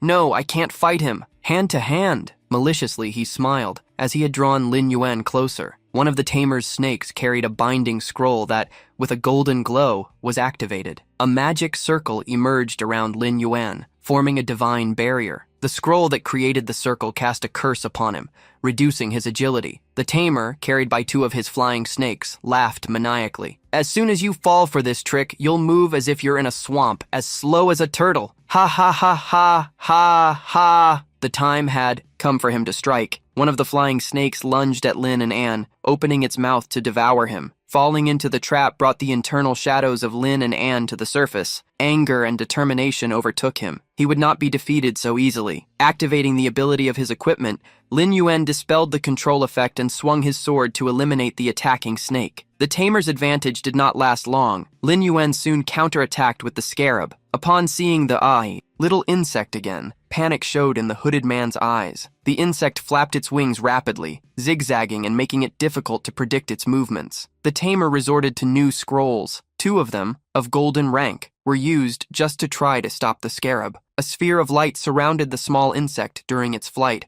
The master of the small flyer, however, warned, "This is useless." The scarab broke through the barrier and continued advancing, this time heading straight for the snake tamer, Lin Yuan. He had activated the level 2 calamity ability on the scarab when it charged. When used on an allied unit, the ability strengthened their base attributes. If the unit were undead, it would also become immune to control effects for 5 seconds. Unaware of such a perfect skill to face him, the tamer could only express shock when the scarab appeared mere inches away. The beam advancing toward the master of snakes ended up hitting one of the beasts he controlled, charging into the fray. Lin Yuan still taunted, "Use all your snakes already!" The tamer dropped his staff while shouting, "Don't think I'm afraid of close combat! I'm ready, bastard!" The staff transformed into new snakes that coiled around their master's arms. Lin Yuan knew exactly where to aim when facing the enemy, at the weapons he possessed, the venomous beasts eliminating the snakes that were around the tamer's arm. The protagonist taunted, "It seems that even reducing my stats, you are still no match for me." Even though his plans failed one after the other, the tamer continued to laugh maniacally. "Don't be deceived! I prepared many things for today." One of the snakes Lin Yuan thought he had eliminated rose up behind him. The master of serpents declared, "I will not make the same mistake twice. Now, goodbye." The snake the tamer held attacked from the front,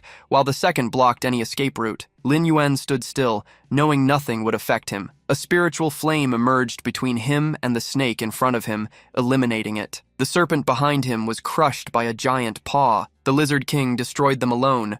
The secret weapon of the tamer and his necromancer master can mock once again. Unfortunately, you are too weak to make matters worse. The tamer, the king of the seas emerged behind him, raising his great heavy sword. The point of rebirth was located in an extremely close place. Now that he had closed off the enemy's escape route, Lin and the An intended to bring him down to level 1 and then interrogate him calmly. In the last second before the blow from the king of the seas, a chain wrapped around the serpent tamer. Anna appeared to rescue him, pulling him out of the attack's reach, knocking the tamer down beside her. Anna looked around, questioning whether the enemy really was so skilled as to make him lose in such a shameful manner. Removing the chains that bound him, the tamer gritted his teeth and replied to his partner, "Okay, stop talking nonsense. It's not you who's going through all this." The two were about to continue the argument when they heard heavy footsteps approaching. Two furious lizard kings, hot enough to blow steam through their nostrils, were closing off their escape routes. Lin and the An recognized the maid from Carlos's house. This time, he did not intend to let her escape. Anna and the tamer stood back to back. She warned, "I need to think of something quickly. I'm not good at fighting." He was also trying to find a way out of that situation. A breath of fire was launched in their direction. They were lucky, as the attack passed high, enough for them to dodge by simply ducking. However, the attack had come from only one of the lizards. The other took advantage of the opportunity to move closer. The red eyes of the beast and its sharp teeth frightened the trapped duo. The monster swung its tail, hitting the ground and knocking them both down with the shockwave. They fell before Lin and the An, where Anna started arguing with the serpent tamer. "Why are we going so far? If this continues, everything is going to spiral completely out of control. You only asked me to help test the waters back then. If this truly escalates into a fight until one side is completely destroyed, how are you going to explain that?" Hearing Anna's irritation directed at her partner made Lin and An wonder what their true intentions were and if they were really just testing him. Already defeated, the Snake Master huffed, "You are lucky, boy, to have the chance to join us. It was the Master himself who invited you. Serving the Master and witnessing miracles, this is a great blessing for you." The protagonist told him to continue explaining, albeit reluctantly. The tamer obeyed. If our master hadn't manifested as someone, how could you have come into contact with our organization? Let me tell you the truth." As he cleaned his garments, he revealed with conviction, "In 3 years, a god will descend to earth, and our master will be his main apostle." The explanation given by the tamer revealed to Lin and An that the first disciple possibly already possessed the power of evil divinity, something extremely problematic. The snake tamer, even trying to escape the situation, attempted to convince Lin and Han to join them. "If you accept, you will have unlimited resources. Even if you travel through the Western Desert, the Southern Empire, the Tide Islands, or the Northern Underground Empire, we have people in all those places pretending to be interested." Lin. Wen asked what he needed to do to join them. In the protagonist's mind, the first faithful wanted to have him as a subordinate only because he was unaware of his rebirth. The tamer smiled, believing Lin Yuan had made the right decision, and then explained, "Joining us is simple. Just step out of the immortal world. As soon as you return to reality, I will send you an address. The Master will personally baptize you.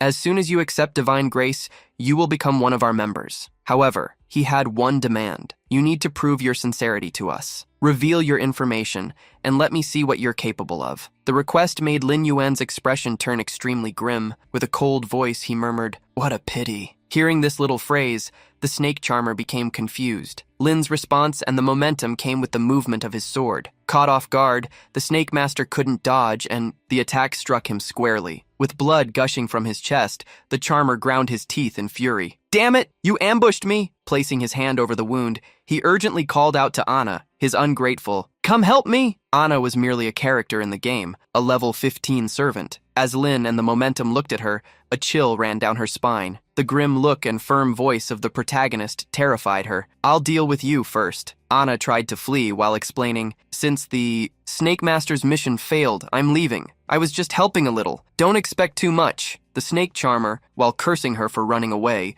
did not notice the dungeon boss that had appeared behind him. When he sensed danger and looked back, the large sword was already being swung. With quick reflexes, the charmer managed to prepare his staff and some snakes, using their strength to lessen the impact of the boss's blow. Still, the force of the attack was enough to throw him across the hall. Lin Yuan walked towards the charmer, pointing his sword at him. His grim gaze, bloodshot eyes, and the support of the scarab intimidated the follower of the first faithful. Even after being rejected, the charmer wondered what would happen if his master still wanted to recruit him. That would mean having to share the desert with him. The master of snakes wanted everything for himself. He did not wish to share power with anyone. Smiling wickedly, he thought of using his secret card. The tamer placed his hand on his waist, about to grab something, when Lin and Anne noticed the movement and knocked him down with a kick. At the same time, they used the sword to immobilize the enemy's hand, preventing him from grabbing what he wanted. With a blow to his hand, the tamer screamed in pain. Lin and Anne pressed him, warning that his tricks to escape would not work this time, but that was not what the enemy intended. Escape? Why would I escape? I've already gotten what I wanted, bastard. Enjoy, that's a secret only I know. What the tamer wanted to grab, a vial, had shattered when he fell, and a mysterious liquid crawled across the floor until it reached the throne, where it shone with an intense crimson hue. The sounds of cracking began to echo from the throne as it cracked, breaking little by little. The fissures extended across the ground, which became unstable, as if floating over hot magma. Lingguan summoned his scorpion lion, which flew to him. As the protagonist mounted his creature, the tamer fell into a whirlpool forming beneath the collapsing floor toward the sea. The protagonist immediately recognized what it was. It was not an ordinary whirlpool, but a portal to a dungeon. Drawing a teleportation scroll, the snake tamer bid farewell, laughing like a madman, but he would not have the chance to escape. A magical skull flew towards him and devoured the scroll, causing the teleportation to fail. The whirlpool first swallowed the tamer, taking him to a high-level dungeon he would never have the courage to face. Lin and Anne were also pulled by the current, being dragged into what they soon discovered was a secret dungeon, something they had never heard mentioned in their past lives. As soon as they reached the bottom of the whirlpool, a shine of light fell upon him hours later, after being taken by the sea. Lin and Anne ended up on a beach. The waves still broke over him, washing his body from time to time. When he awoke, he slowly opened his eyes. Upon getting up and looking around, he saw an unknown land, filled with tall mountains, a gloomy climate, and gigantic crabs scattered along the shore. A notification gave him a clue. You have entered the secret dungeon, the Eye of Depravity. Realizing where he truly was, he wondered if this would be a large-scale dungeon. The attributes that had been temporarily reduced had been restored, as if the terrain had reset. Observing one of the giant, deadly sea crabs, Lin Yuan realized it was an elite monster of level 22. Since the monsters had such high levels, it indicated that the dungeon was of the exploration type. On the horizon, beyond the sea and the mountains, the sun was setting, and the night began to fall. With the arrival of darkness, the crabs that had been dormant opened their eyes and confronted the human before them. A claw larger than Lin Yuan himself was raised against him, activating the level 3 stability of calamity. He attacked before the crab could act. A sphere of dark energy fell upon the beach monsters, eliminating 4 of them in a single strike. Besides the experience gained, Lin and Anne did not receive any mission items from the crabs. As soon as he eliminated all the monsters on the beach, he noticed that more crabs were emerging from the sea. However, he noticed something beyond them. Sea mermen, giant beings with octopus tentacles instead of legs, effortlessly tossing the crabs into the air, being dozens of times larger than them. These creatures were of elite rank and level 24, showing that they were even more powerful. Summoning the Lizard King, the protagonist gave a simple order. The Ash Lizard King unleashed his flamethrower and decimated part of the sea monsters. Lin and Anne also summoned the perfect vultures to be used with the body explosion skill. Realizing that after sunset the monsters became ferocious, indicating they remained motionless during the day, Lin and An summoned the scorpion lion. It was time to find a safe place and wait for the next day. Mounted on his creature, he advanced through the night. Everything seemed extremely dangerous. Flying over the sea, he could see how the mermen moved in packs. They were fierce and had enough strength to decimate entire hordes of smaller monsters, like crabs. However, the night was just beginning.